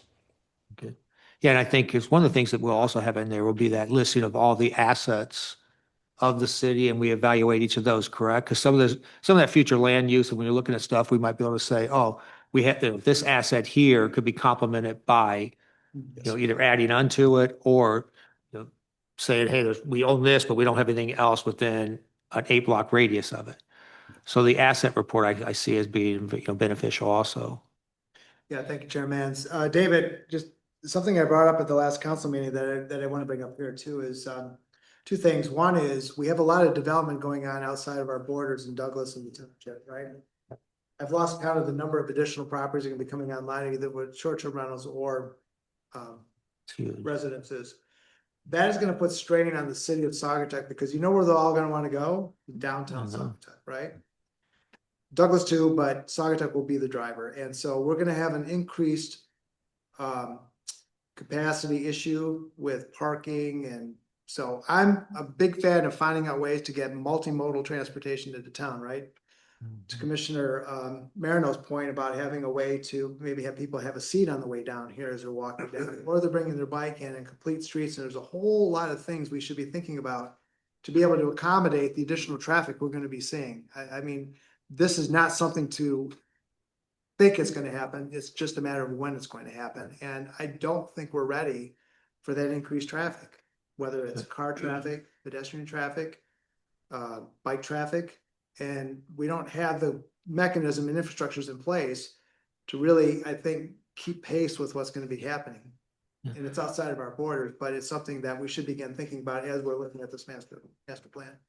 I agree. And David, I think one of the things we talked about last year was maybe like we'll have a City of Saugatuck master plan, but then there'd be like an appendix that kind of summarizes what's in the Saugatuck Township, Fenville, Douglas, and then maybe ideas of how we may address what is occurring in our surrounding communities. I know that's a tougher thing to kind of put in, but I think it does change the way that we look at future land use or ideas. We're thinking of like the next 5 or 10 years of how we need to approach things in the city of Saugatuck, that you can't say we're just encapsulating our city, because the needs will be different than when we look, which is one of the reasons why initially I think the city of Saugatuck was in favor of still having a tri-community, plan, but then Douglas and Township went forward with their own. And so, but I do think that we're the one that probably has, and I agree with them, they didn't really feel that they needed to be involved in as much in ours, but we do need our plan to incorporate what's happening in theirs. Yep, absolutely. I think we discussed in the past possibly having a chapter of, regional issues of regional concern, or or we can tie that in each chapter itself. So I think in either case, we're going to certainly consider pressures from outside communities and how we're going to address that, and then how we can address issues of shared regional concern. And just think about like this, our process moving forward. I think this would make sense if we did almost like a needs assessment report, or something similar to this for other topic areas. So just the example of mobility, I think that's I can almost see that being the next one. Grayson is working on a sidewalk inventory. We can talk about mobility, streets, pathways, how people get from point A to point B. That could be a good assessment report as either the next meeting or after. But each meeting we'd introduce that new topic area, have a brief discussion, and then maybe get more in depth the following month. I like that. Yep. Then ultimately all of these individual reports would be really formalized into individual chapters of the plan, and that that it would be material and goals and concepts that you would already be familiar with, and you've already in a way pre-reviewed. Good. Any other comments for David in regards to what we have here tonight, or suggestions for the May packet? I think that's where I'm this. It's a good path. If that's it, then we'll close out old business, moving on to the communications. Again, the only communications that we kind of addressed earlier was the letter from Commissioner Badrick, and as well as the letter from Commissioner Gaunt. Report of officers, we have the Parking Improvement Task Force. Yep, nothing too big on it. We had our April 7th meeting. Our next meeting, I believe, is May 12th. At the April 7th meeting, we just kind of went through the survey results of what we saw, honed in on when they're going to start doing their off-season field data collection, just kind of getting a sense of traffic at parking spots, and then when they're going to do their peak season data collection date.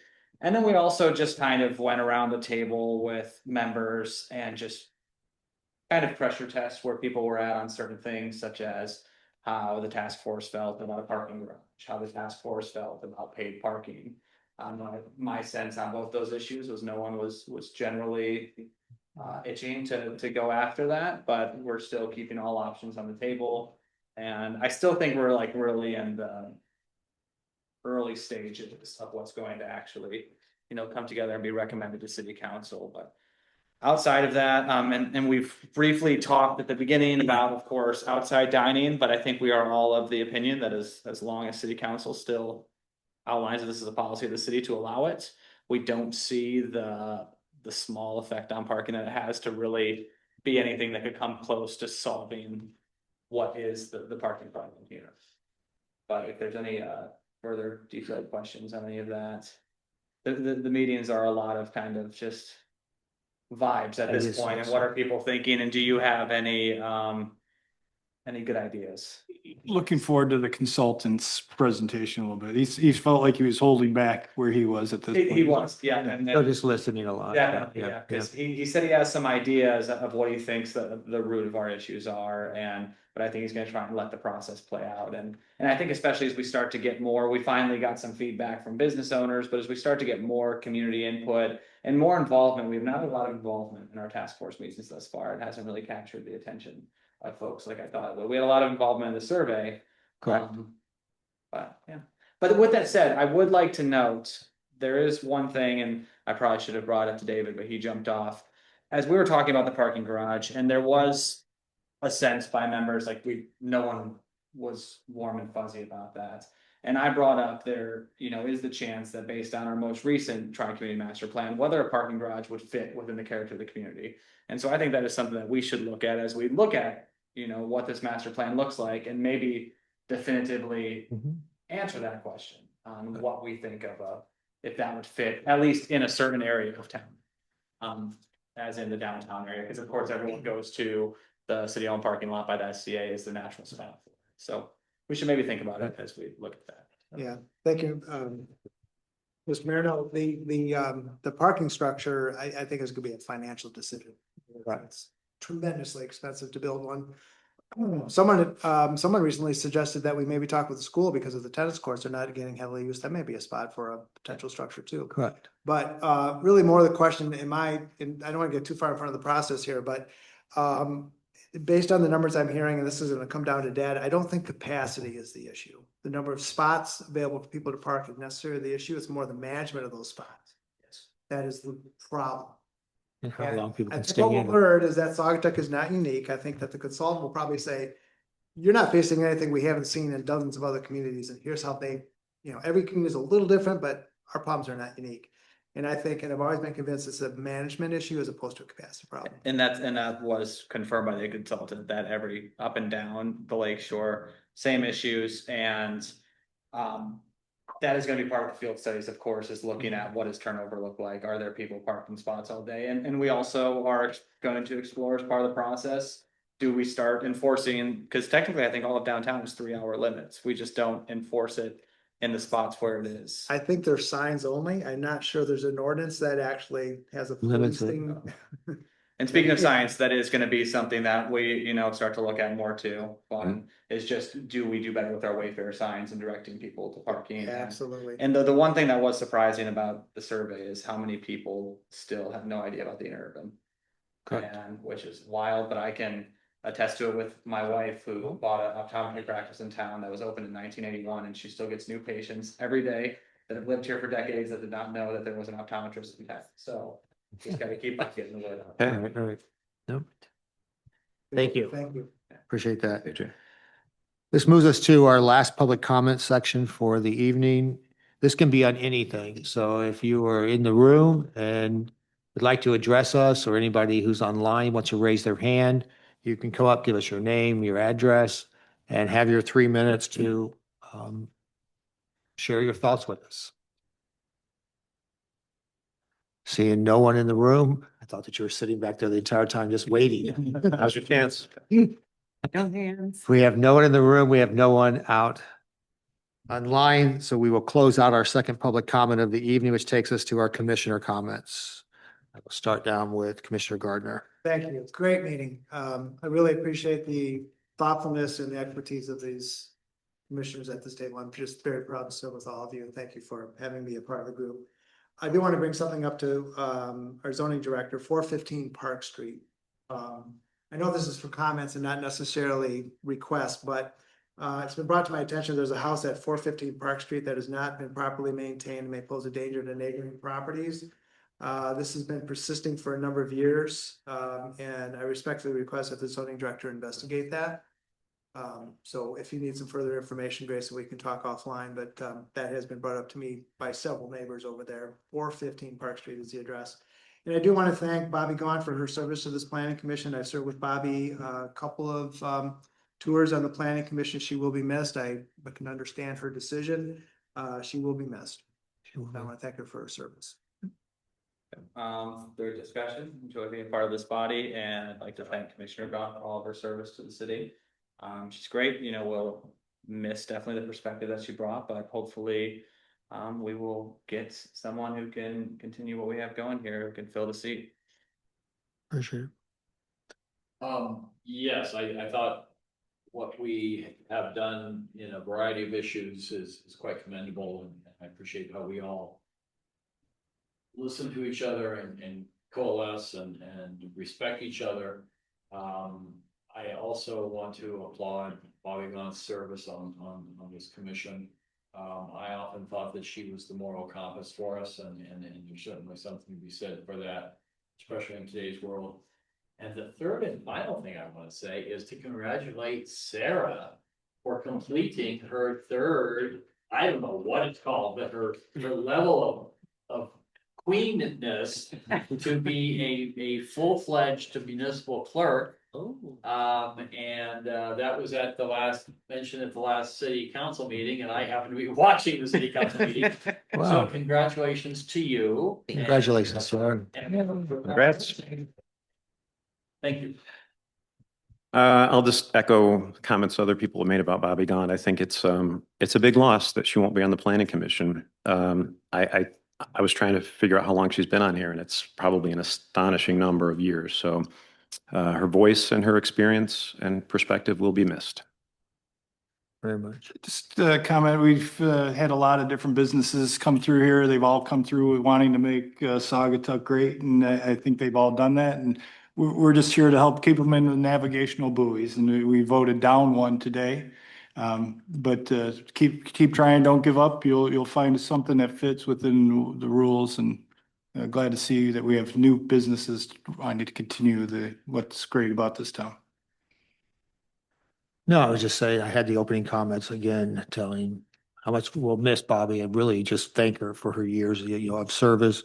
If, before we're doing interviews, if she wants to reconsider and tell us that she wants.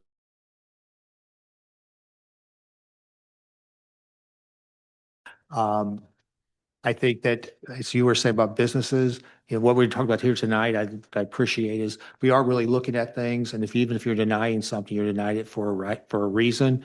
But we're also trying to look at it and think, okay, how can we possibly make changes that can still benefit the businesses within, our scope? And that's really what I think a planning commission is asked to do. And you guys, it's been an honor. It's an honor to actually work with all of you. And I've said time and time again, we have a great commission. So thanks to each of you. Thanks for your commitment here going forward. And if there's nothing else, I will call for a motion to adjourn. Motion to adjourn the meeting. Second. All those in favor? Aye. We adjourn. Thank you.